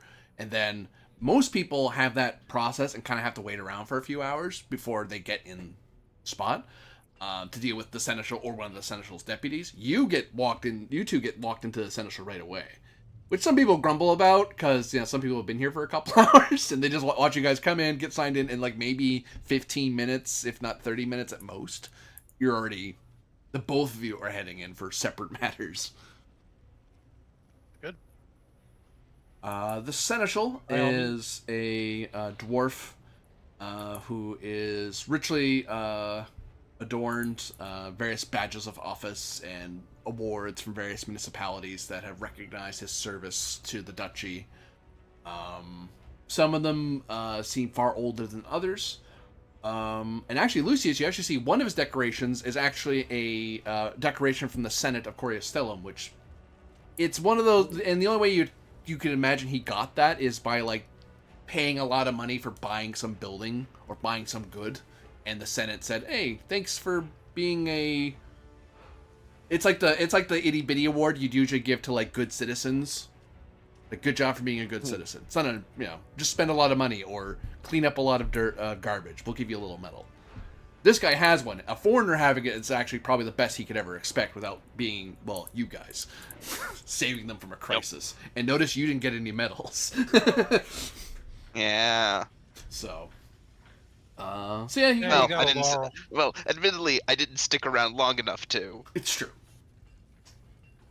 Good day, good day.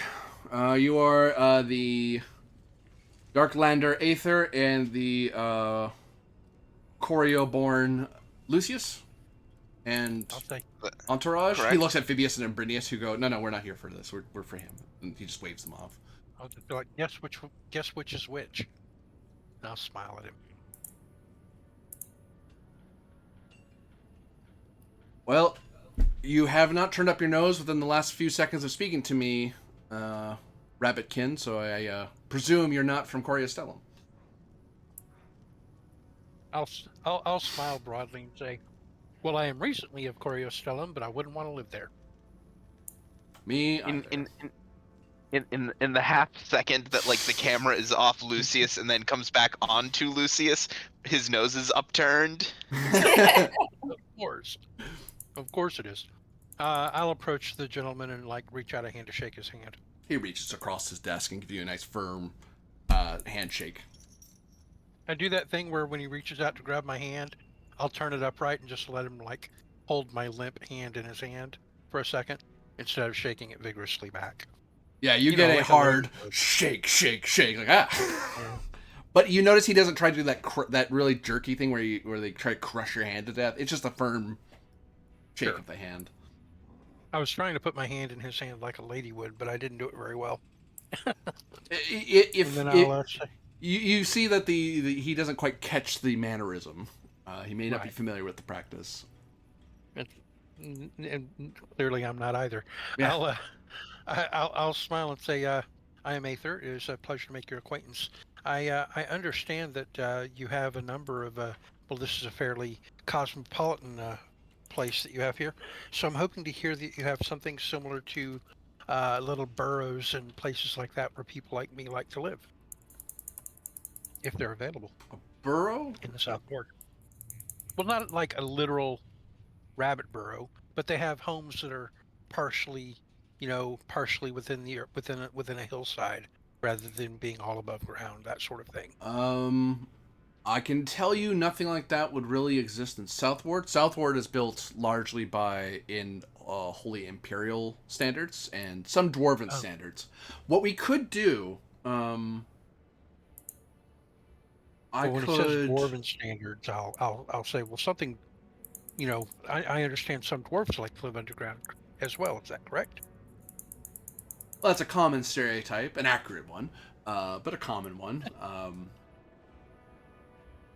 My grandfather would be ashamed that I don't live underground like he does, but younger dwarves like to live above ground. I do the Rodney Dangerfield, I think I may have put my foot in my mouth, universal motion. He kind of just waves it off like, don't worry about it. It's like, you're not far off, honestly. But we could probably... I could find you something in the line of... Okay, so let me see on this map here. So we have a few inner plazas. Probably won't want to stay there. So one of these inner plazas, these smaller ones, there would be entrances to the Undercity. and I could set you up with one of the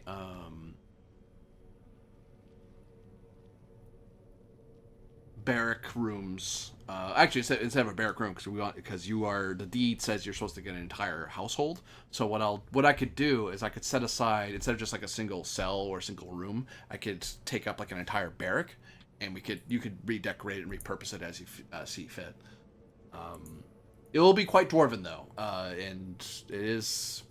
You'll have to bring your personal touch to it if you want to make it less militant. Well, I have the most overjoyed look on my face because I say sold.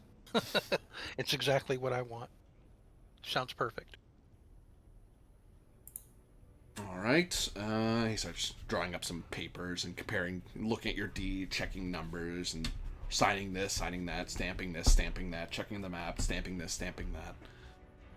Okay, and so that means this is linked to this, that is linked to that. You don't have to pay the tax because the Duke's waived it. You don't have to pay the fee because you waived that. And, sorry. Is there a place I need to sign? Oh, well, I suppose you do. 1 second. Here.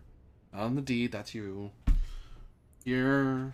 And he puts out like 3 papers where he circled a line. He's put a big circle on a line to indicate where you're supposed to sign. As they seem to be, they're basically saying they're expanding the deed to. You are willingly taking an underground place instead of a house in lieu of the normal amount that's on the deed. You're being given special dispensation to get. The second one is you're getting special dispensation to take an entire barrack. And the third paper is you're getting a special dispensation to repurpose the barrack into a livable residence. As opposed to making it a barrack. Right. All right. I signed them all with the quill that I was pro-offered, dipping it in the ink. And then when I put the quill back into the top of the ink well, I will reach out to shake his hand once more. And this time, I will return his vigorous grip, and the top of one of my ears will come down and brush the back of his hand affectionately when I give him his final handshake. He kind of looks at the back of his hand a little alarmed, and but he decides to be polite about it and not bring it up further than his alarmed look. Well, it's a sign of affection among my people. I'm sorry. No, I was just had a slight itch in my hand. Don't worry about it. There's no roll. He's trying to be polite about it. Sure. He's not very good at it. You get the feeling he's not a seneschal because he's good at kissing up to people. Right. It's because he's good at his job. Yeah. So yeah, you basically now have an underground barrack that's to you. And that's your I've home. successfully made it awkward. That's all I was trying to do. Okay, good. Beautiful. What else I was gonna say?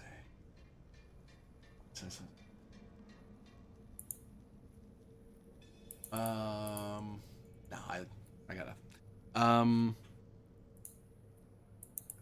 So that leaves us to you, Master Lucius of Corio. Do you have any preference to your estate? Well, if there is An alleyway anything, or I would prefer something closer to a central, anything closer to a main roadway. If there is anything at all in white stone or marble, that would be that would just be perfect.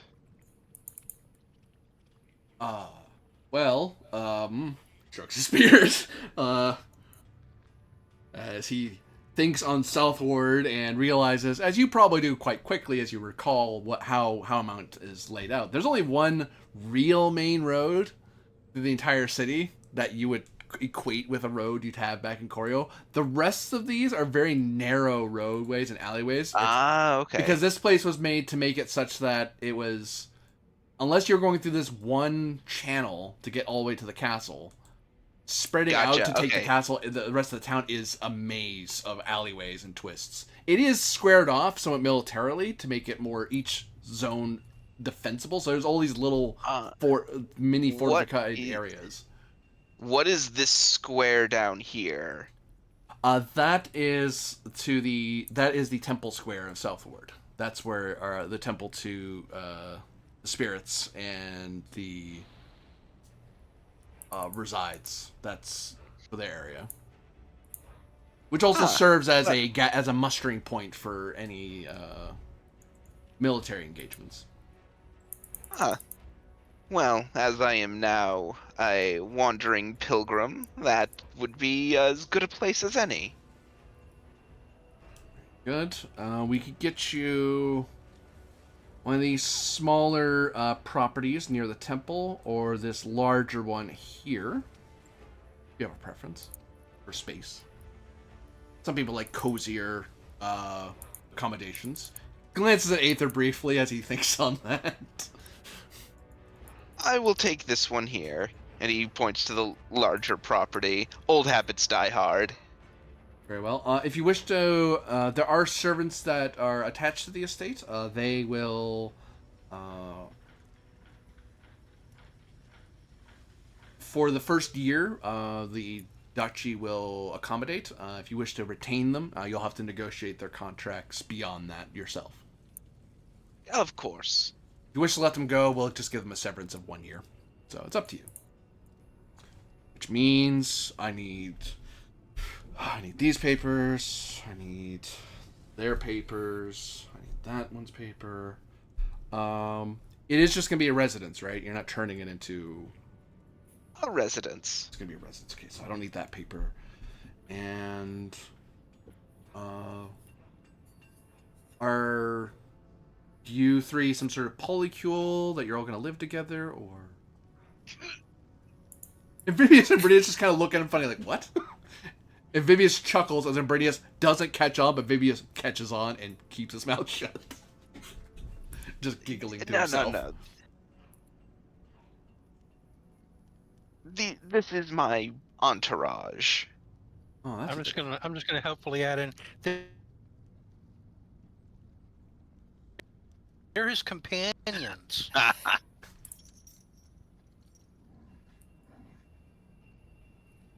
A personal assistance, if you would. I don't think that's shedding any light on it at all. Oh yeah. Oh, I know. You'll have to give a willpower test, as he might get you to sign some extra papers you're not supposed to, but he doesn't know that. He's trying to be extra helpful, and it's actually the wrong kind of paper. Gosh dang it. Insight willpower. God dang it. That's a 9. He gets another bit of paper. He actually gets 3.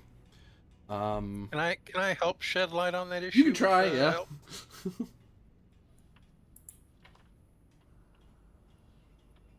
What stat was required for that roll? Willpower. Okay. Well, that's going to pull it down, so I'm sorry. But I will try. No. Yeah, no. So you have a paper giving you the house, basically saying you're willing to take a larger estate, which may require more maintenance and care and such. Yeah.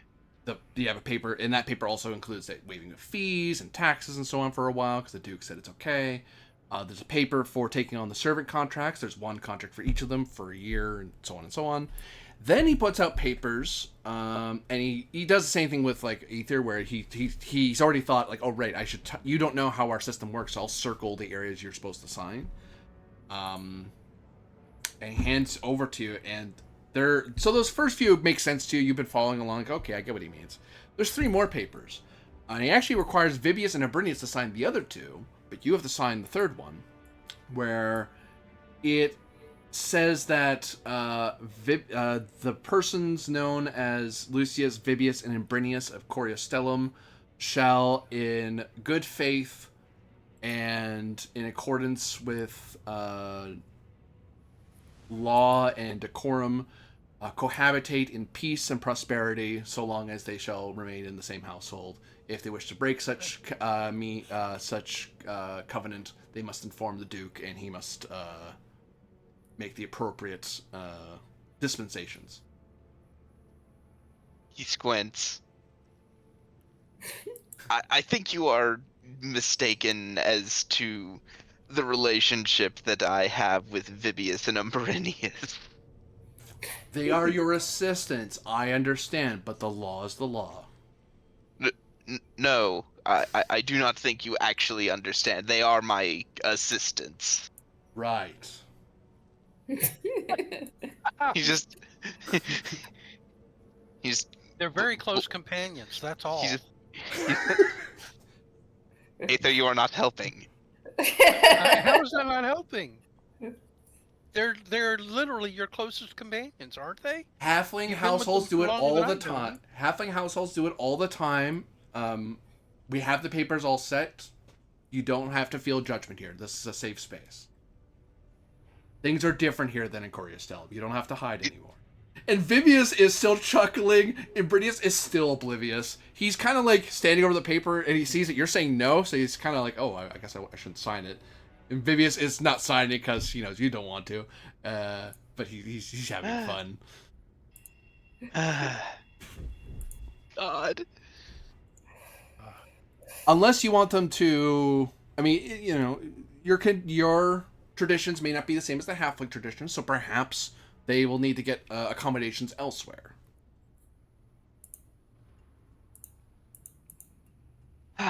Mead Hall has plenty of housing, so I'll work something out. He just says defeated. which one? Because I need to figure out which of these papers I need back from you, or if you're going to sign them. To try to work out accommodations for the two of them. Oh, so you are going to get them accommodations then elsewhere. Yes. Okay. Cool. Wait, no.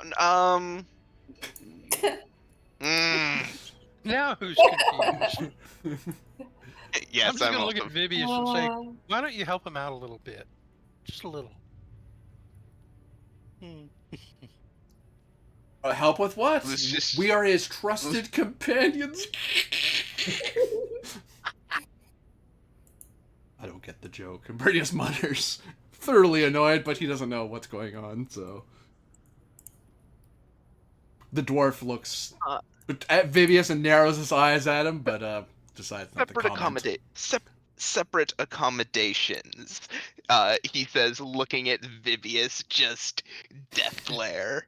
Oh no, whatever will we do? We'll be so lonely. He has to turn away and just faces back to him. As he's struggling to keep it in. The dwarf just kind of like, I don't understand Choreo way, so sure, he just takes the papers back from you. This is pain. So yeah, if you want to, so when you stay in, with this current arrangement, if you want to stay in Highmount, you would have to pay for accommodations for Vibius and Brinius separately. If you keep them in your house, you get the feeling that the Seneschal, there will be a travel rule. You won't get attacked or hurt, you won't get damaged or anything. But if you get a 6 on a d6, the Seneschal will come by and will be irritated and think that you're trying to pull a fast one, and you'll have to go through this whole rigmarole again. Which, hey, that might be a good thing because you'll get another chance to explain to him how things are. But until then, if you want to avoid that conversation, you'll have to pay for them to stay somewhere in Meat Hall if they're sleeping. I'll just pay for it. It's not worth the trouble. I give up. Sound like a wealthy man. Eventually, more Duncan, after all that, you're eventually ushered into the Seneschal's office, finding that this long process slowed them down enough for you to catch up to Lucius them. you watch as Lucius just like you get there just as Lucius is walking away from the desk looking thoroughly frustrated. And Vibius is just about ready to start rolling on the floor laughing. Meanwhile, Brinius is kind of like, was I supposed to sign that or not? And that's just keeping Vibius going. That's just more fuel. That just keeps, it's the joke that keeps giving. I'm just going to add in as the four of us are walking away, and Moore's coming in. I'm like, Lucius, your nose isn't up as high in the air as normal. Is something wrong? Paperwork. bureaucratic nonsense. You wouldn't have this in Choreo. I heard that, Lucius. Grumble, grumble, grumble. Are you all right? Oh, I'm fine. I just happened to acquire a rather large estate in South Ward overlooking the um temple square. It's lovely. And it's big enough for all three of his polycule. Some people in the antechamber before that office kind of look up like, huh? It- As they notice these people don't look like halflings, and they, you know what? The duchy is all welcoming. They're just gonna leave it alone. They're not gonna question it. Maybe it's this different in point, Coriastellum. At this point, Lucius had sat down at a table, and the moment Aether says that, he just plops his head into the table, just Dunk. fully face desks. Aether will have said that like she has no idea what the polycule word even is. Clearly. She just I thinks it's will. another name for a friendly group of people, whatever. Um, I will look between you two and I'd say, I am sensing an interesting story behind this one. Just go in and get your property, Lady Duncan, for all our sakes. All right. So you see the Funny. dwarf waiting for you, more Duncan. Good day. You are the Grand Merchant More Duncan of Tirkensigith. Yes. Pleasure to meet you. You are looking to get an estate. I've been informed you are here for an estate in the South Ward. Is there any particular preferences you have? Barracks, treehouse, perhaps? I give him a very confused look. He just shakes his head like, don't worry about it.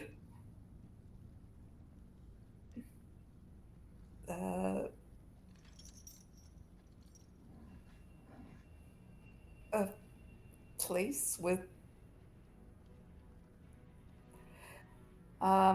somewhere quiet, I suppose.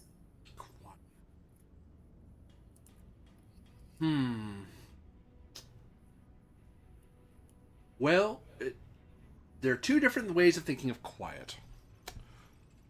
See, on there's the two places you'll hear the most noise from is any property along Mead Hall Road, because you'll be near various shops and taverns and restaurants. So you probably want to avoid any of these properties. Any of the properties near the Temple Square, you might want to avoid if you want to avoid the noise of ceremonies and Eclipsean rituals or mustering drills, things like that. So we're looking at, I think the quietest we have would be a property like somewhere in this district here.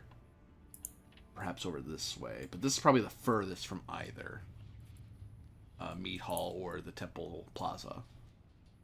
Just a matter of size, if you want a really cozy property, you want a larger one. Although we do have the Undercity as well. I have been informed that some people do have a penchant for living underground. There are some dwarven fortifications and housing below South Ward. That would be quietest, I would say. A cozy one above ground is fine. Good, less paperwork. So like this one here, the furthest one? Sure. Okay. So... And any special dispensations? Are you planning to open a shop out of this? Or are you going to have... If you do a shop, you're going to do it... I know some merchants do traveling bazaars, or they sometimes set up permanent shops. I get the feeling I've been informed that you are a traveling merchant rather than a shop merchant. Yes. Okay.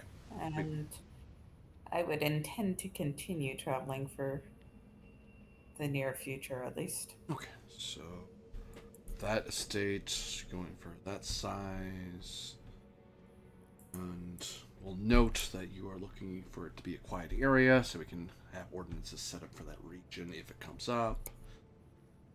And he'll be waiving fees, he'll be waiving taxes for now, because the Duke will carry those. And you are not of any of the high.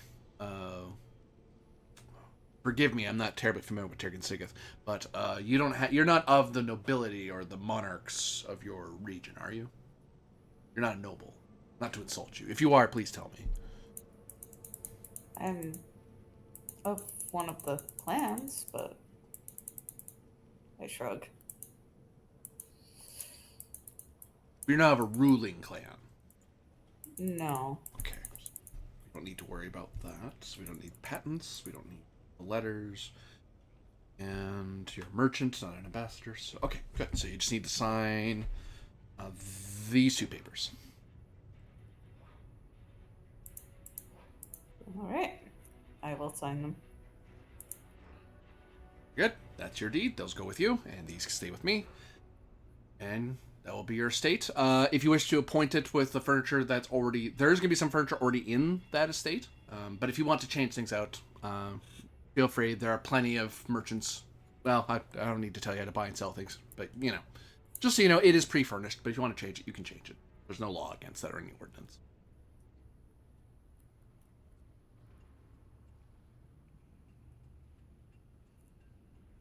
Hope you have a good day, man. Thank you.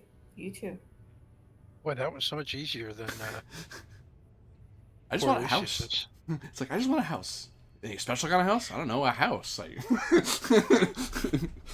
We kind of glossed over that I had a choice of locations, but you said it was underneath one of these plazas, right? Yeah, you'd avoid this one or this one, because you'd have a lot of people. These are the most popular ways Right. that people go down, so you'd want one Can that's I say smaller. that I'm underneath this rightmost plaza? Certainly could. Okay. Just we kind of glossed over before. I apologize. No, it's fine. So yeah, you're all gathered up outside the senator's office with your deeds arranged and your southward houses assembled. And apparently a polycule. Well, he didn't sign the papers for that, so yeah. Oh, he didn't? Oh, okay. Yeah, So at this point, I'm finally going to say, "Hey, Moore, what's a polycule?" I choke a little and say, that might be a better conversation for some other time. Well, I I'll mean, tell you we when could you're go to older, dinner. dear. It's a good time for dinner, right? Like, our places are actually furnished. Maybe one of us should, like, host the other two, or the other 5 of us, technically. And we could all, like, get together and have dinner and discuss things in one of our new homes. Well, it would appear that I have chosen the largest of the 3 of us, although, 7 will have to choose her own property at some point. I'm sure she must have something in mind, probably at one of these areas that's closest to the Emerald Gate, so that she can always get to her train easily. Maybe connected to the landlines. Yep. The ley lines, rather. You might even like try to work a special deal to get a house in the Emerald Gate instead.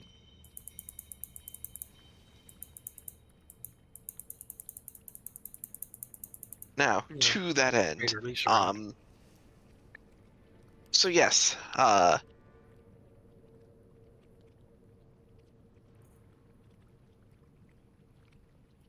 we should, probably rest and prepare to depart in the morning.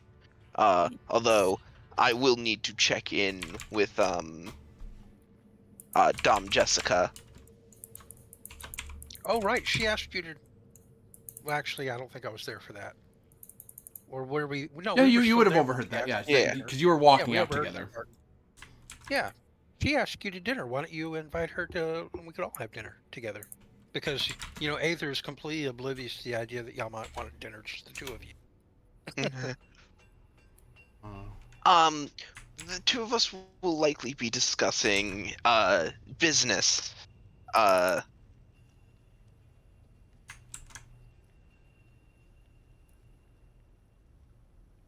And we wouldn't want to bore you.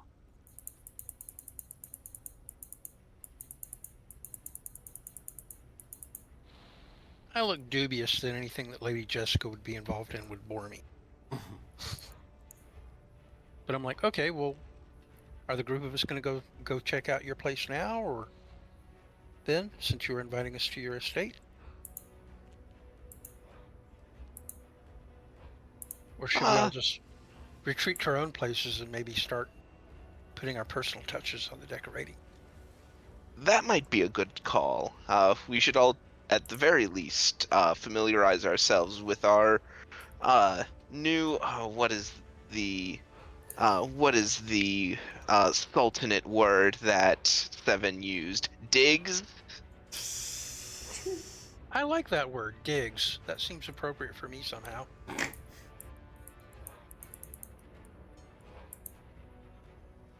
Oh, that's funny. Oh, that's really funny. No, that would be like the dwarven word, Right, because the digs. it's literally digs. And Yeah, then surface dwarves would the still new call a surface dwarf would still call it that. I was like, well, that's the dwarven word for it, is digs. Yes, it's above ground, but why invent a it's whole the new it's word? right. it's the new digs. Ah, that's so good. It is good. All right, so obviously we don't want to spend a lot of time on this, but if we consider spending a little bit of Zenit towards personal touch, furnishings and whatnot, how much would we be talking about, and how much time would we need to spend to do that? Let me find out.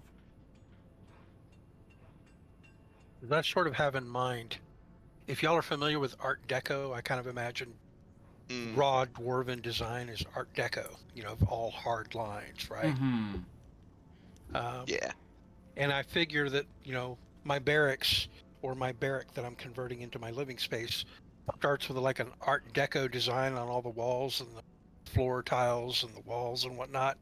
And I'd be putting like a whole swath of homey Hobbit hole-esque furnishings and designs and curtains over that.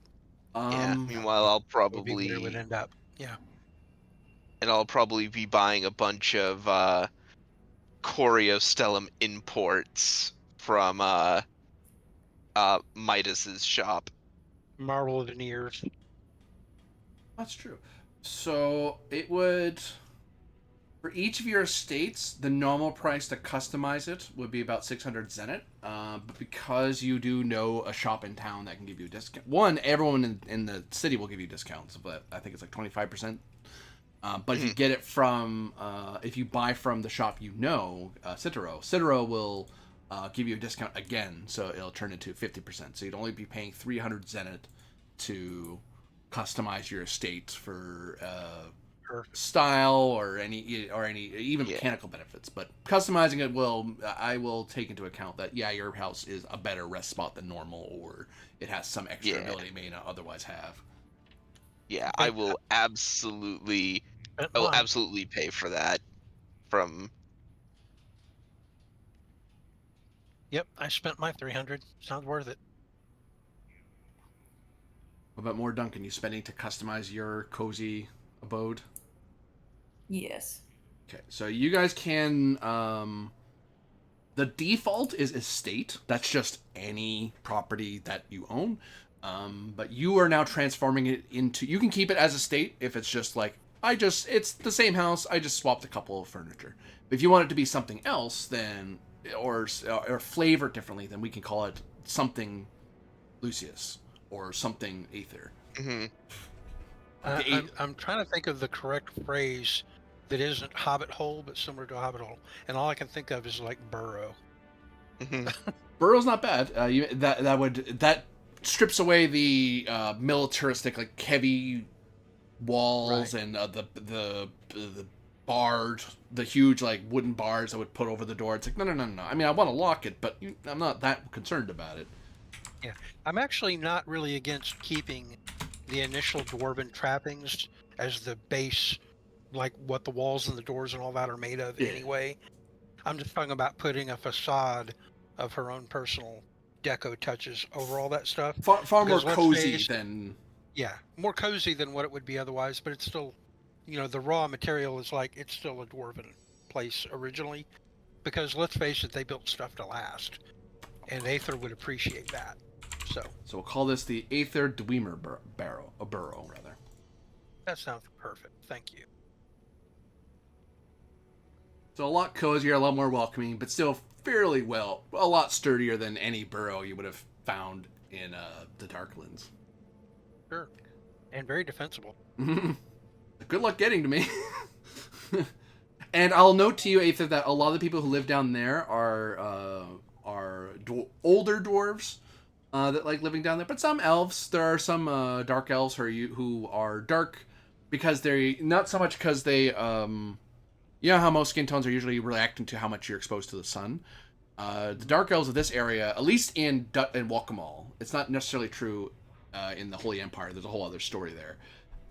But the dark elves of Walkamal are more the kind of elves who are matching their surroundings. It's meant as a sort of camouflage because they're the kind of elves that live. They're fae that live underground, so they match Sure. their surroundings. Also, Okay. Is there a halfling community down here somewhere? Yes, halflings are all over. Halflings are a populous people in the duchy in the first place. Sure. Some of them are in here for probably similar reasons as you. It's like we like burrows, and this is as good as we can get in in Highmount. Highmount does not have burrows because it's made because around Highmount is big jagged mountains. Like this place is almost and impossible also, to get to without. and also, Go for it. also, dwarven dwellings would probably be similarly proportioned. Yeah. Oh yeah, yeah. They're definitely built for not humans. Like humans coming into my home might bump their head regularly. Yeah. Yeah. And I was going to say anything lower than the Undercity would be a security risk, so there wouldn't be anything else below like below the Undercity of Highmount, there probably isn't anything else, because that would be a security risk during an invasion. You learn from your neighbors that there are deeper undercities, but they're beneath. That's Castle. That's where Castle Highmount is set up, and that's not Dwarven in design. That's Holy Imperial design. They have massive Gotcha. undercrypts and undercrofts. Supposedly, there's a whole palace. There's like palace beneath Castle Highmount, but they don't. No one's ever seen it, so they don't know if that's true or not. That's just something It's like they've a heard. legend. Yeah. Okay, interesting. What of Lucius and More Duncan? How are either of you, going to customize your estates?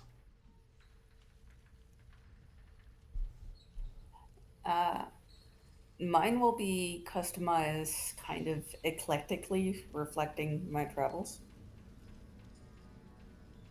So, like, some stuff from my homeland, but some local stuff, some stuff from Corio, etc.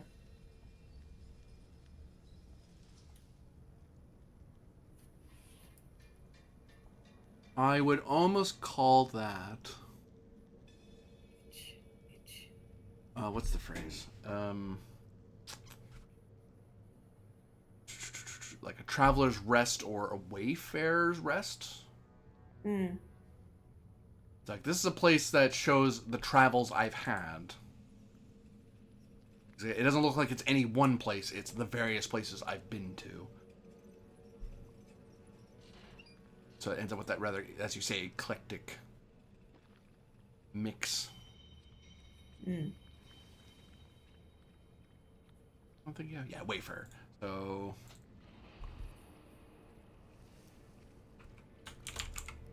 wayfarers. That seems wrong.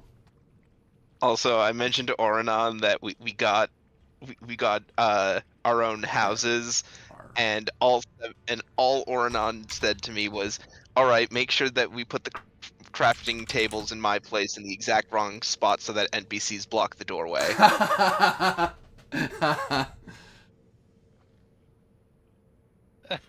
That's good. So the Wayfarer's Rest of More Duncan. as it becomes the sort of thing where your neighbors, when they do come by, they get to see the various places you've been.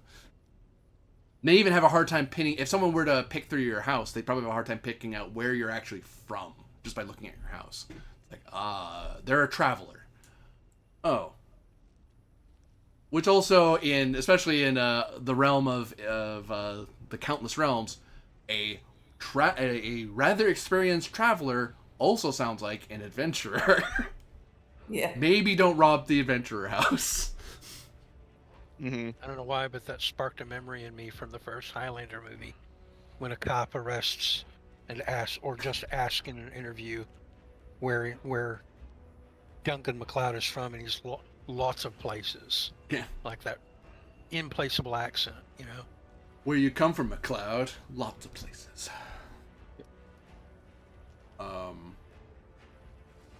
As for your neighbors, more Duncan, you're running into the other people in your particular little district, the other 3 homes. They keep to themselves. They live here for similar reasons as you do. The larger of the 4 places is a large family that all live together in the larger home. But they know well enough to leave you alone. But they'll come by and they'll leave like little gift baskets, welcome you to the area, that sort of thing. Because you're a known name, so they would have been informed by the Duke who you were, whose house you were taking, that sort of thing.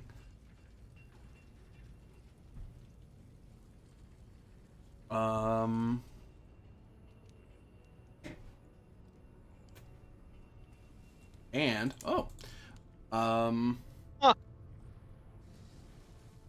One of them brings up, as they bring over a plate of apple cobbler, and they're discussing, what a nice home you have, this, that, and the other, and they're talking about, the kind of places they've been to, and it comes up, they basically do ask you straight out where do you come from? I don't know where you come from. I don't think you're from the duchy, but I haven't been to all the duchy, yada yada. And then they learn from Tirgan Sigith, and then from the Isles.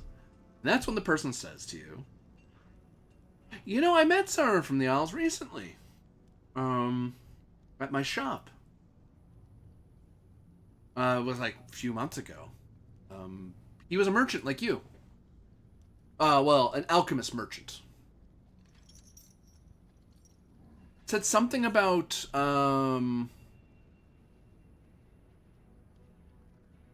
what was it? What was it? Think. They were trying to create a something stone?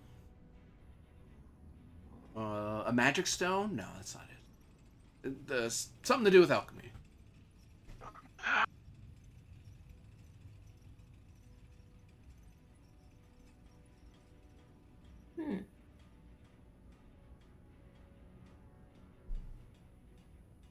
He seemed a lot less friendly, though. It kind of gave me the feeling that he was just in it for the money, and, everyone has their own path in life, as the Eclipsaran faith teaches, but I don't know, I get the feeling that he walked in the shadow of the moon more often than the full of it, if you understand my meaning. I think I do. I will say with a facial expression like I just caught a bad smell. Mm. Oh, has the cobbler gone bad? Oh no. As they misread it completely. Oh no. That's fine. I think I know who you're talking about. Oh. Friend of yours?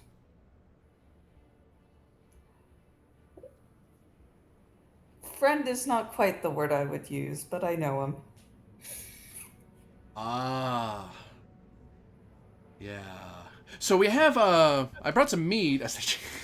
This is like, whoops. I was trying to connect. I brought up a bad topic. I'm gonna move on. I have to live next to you. Very much. I will give them a small tchotchke that I picked up for my traveling, and as a thank you gift for their gifts. And we wheel over to the estate Lucius. What does the estate Lucius turn into? The estate Lucius, as I'm able to, fortunately, because I'm buying from the shop of Midas Volsiusius Satorio, uh, there's presumably a good bit of Choreo imports Oh yeah. there. You get a So, little slice of home away from home. yep, slice of home Oh away from God. home. And it's very, well, it's also very much, well, but because I'm working with kind of like European architecture in this place, it's a mixture of, the middle late medieval European but also Roman style, and so the only thing that can really come of that is something sort of Renaissance Italy-ish. So, uh ladies and gentlemen, I must welcome you all to the Palazzo Lucius.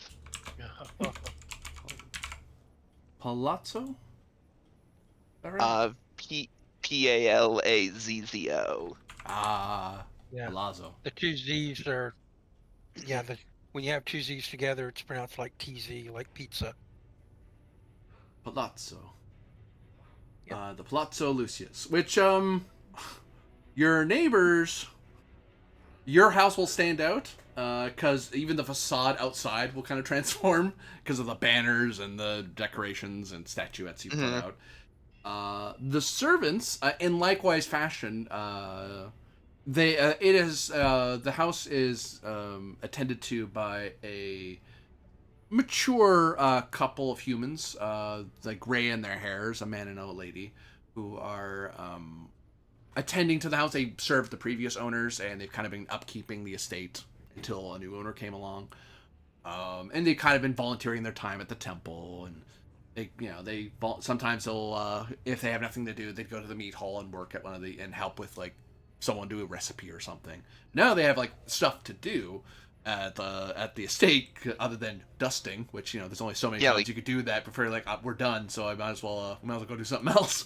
So here yeah. they'll actually change into outfits similar to if not a complete transformation into like the robes of choreo.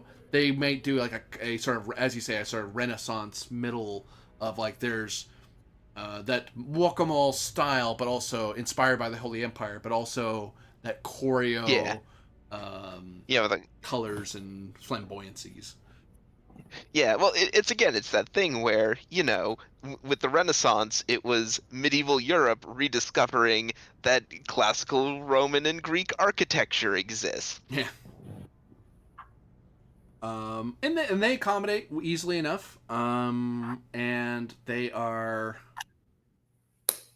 know the one thing that gets them is that they aren't sure how to treat you because they were informed that you were once Lucius Avantus, a scion of a patrician house, but now you're Lucius the Last Pilgrim. So they're wondering if they should refer to you like as your grace, or if they should set up a shrine in the house, or like Just, how you want them to deal with you. just, just Lucius.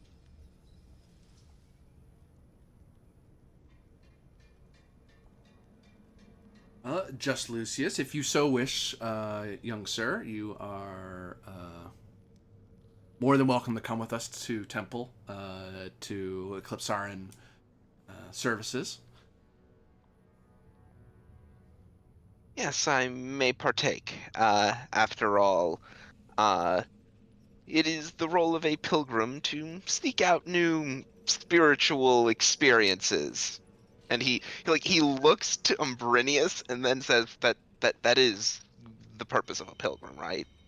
Brinius shrugs. Well, actually, come on, Brinius, do you know? Can Sort I of. add something amusing in? Hmm. Um, it occurs to me, Tempsick, that now that you've said just Lucius, if you keep saying that, it's going to eventually become Lucius the Just. Like that'll be the rumor that your name becomes Yeah. eventually. Well, way to go, Umbrinius. If only you were a main character so that would be doubles. Yeah. He's like, I mean, Wayfarer pilgrims or pilgrims iterant do that. I've never heard of a Choreo Stellum pilgrim doing it, but then again, we haven't had pilgrims since the Mm. Sorcerer King.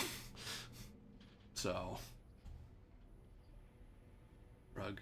Bibius is surprised and Bernice knows this, but Bibius would definitely not know this, so what does that say? I will say, as you spend time at the when you do, you will learn that there are services every night. Basically, every dusk there are services at the temple. Hmm. The most important is the night service on what would be the last day of the week, the seventh day. The seventh day is the last night to come before the new week to come, and is the end. It is a celebration of endings and beginnings. Think of it like a winter solstice, but it's a weekly thing. But every night, Right. these people go every night for service. But they're more than like, hey, if you want to only go to the last week service, that's a good way to make. They kind of advise you that that's a nice way to make nice with locals. You'll be seen as a friendly community member. But if you don't go, there's no law that says you have to go. But Hmm. if you go every night, then yeah, you're making it look like you actually worship. You're actually an Eclipsarian yourself, which if you are, you are great. But if you're not, maybe don't pretend you are. It's somewhat rude. Like they won't kick you out, but at the same time. And I'll give you, and this will be the last roll of the night because we're actually hitting up against our time here. I'll give you an insight roll to see what you learned from services, as you now have a first-hand experience with Eclipsarian faith. Open roll. Open roll, and you'll get +1 because you have a devout couple with you. Okay, then in that case, that's +4.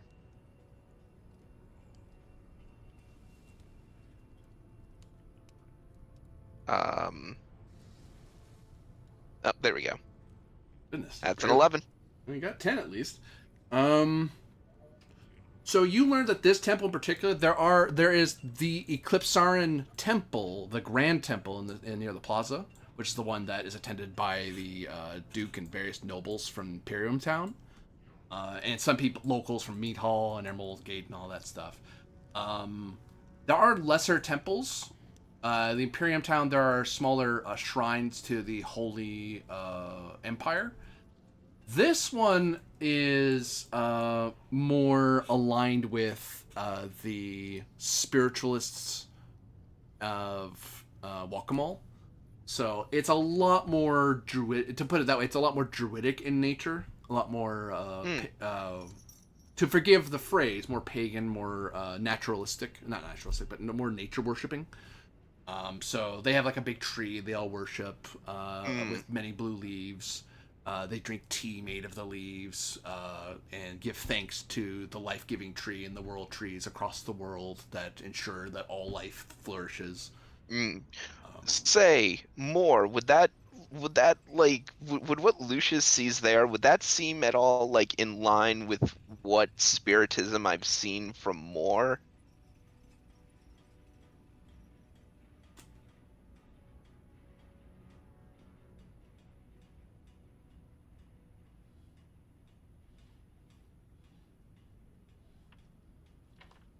That's entirely in your court there, Moore. Yeah.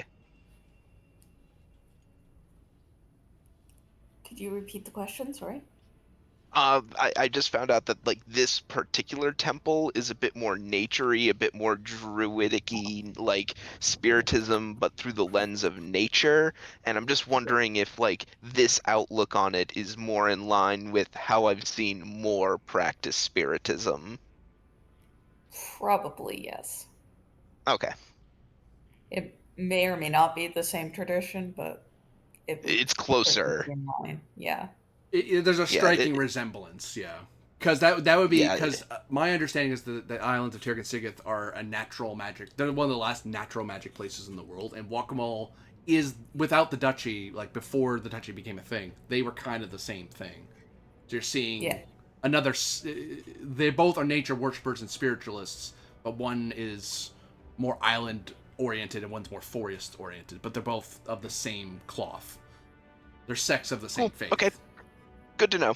That answers my question. But yeah, with all that said, as you find your comforts and get acquainted with Highmount, I will say, as you are benefiting from, you're only staying here briefly, and you're not even taking a full rest. You're just doing a quick little, let's get our estates in order, and then the train should be done soon. But you'll probably be heading out, so I will not check your clocks. So from there, we will call it. And Woohoo! we shall see Have fun. in the coming week, the next episode, we will look into your departure from Highmount and to Ascara. For everyone watching out there, thank you very much for watching. For those of you playing, thank you very much for playing. Look forward to seeing you again next time. Bye. Next time on Lucius and his Polycule. Ah, God. That was so fun. Oh. That was one of the Ah. best bits we've had in In so a while. long. That was so Ah, funny. it kept going and it kept going. It Ah. was so good. That was so Ah. One of the few Yep. times failing a roll was just straight up the dwarf just misunderstands the thing completely. He's like, I'm being helpful. Like, you're not. I mean, you are, but not currently. good. So good. Ah. That was a lot God. of fun. Yay, shopping episode. Well, I mean, it was great fun. I had a good time. I mean, role playing is role playing, baby. Yeah. It ain't Yep. all about. It ain't always about life or death. That was a lot of fun. I Yeah. enjoyed it.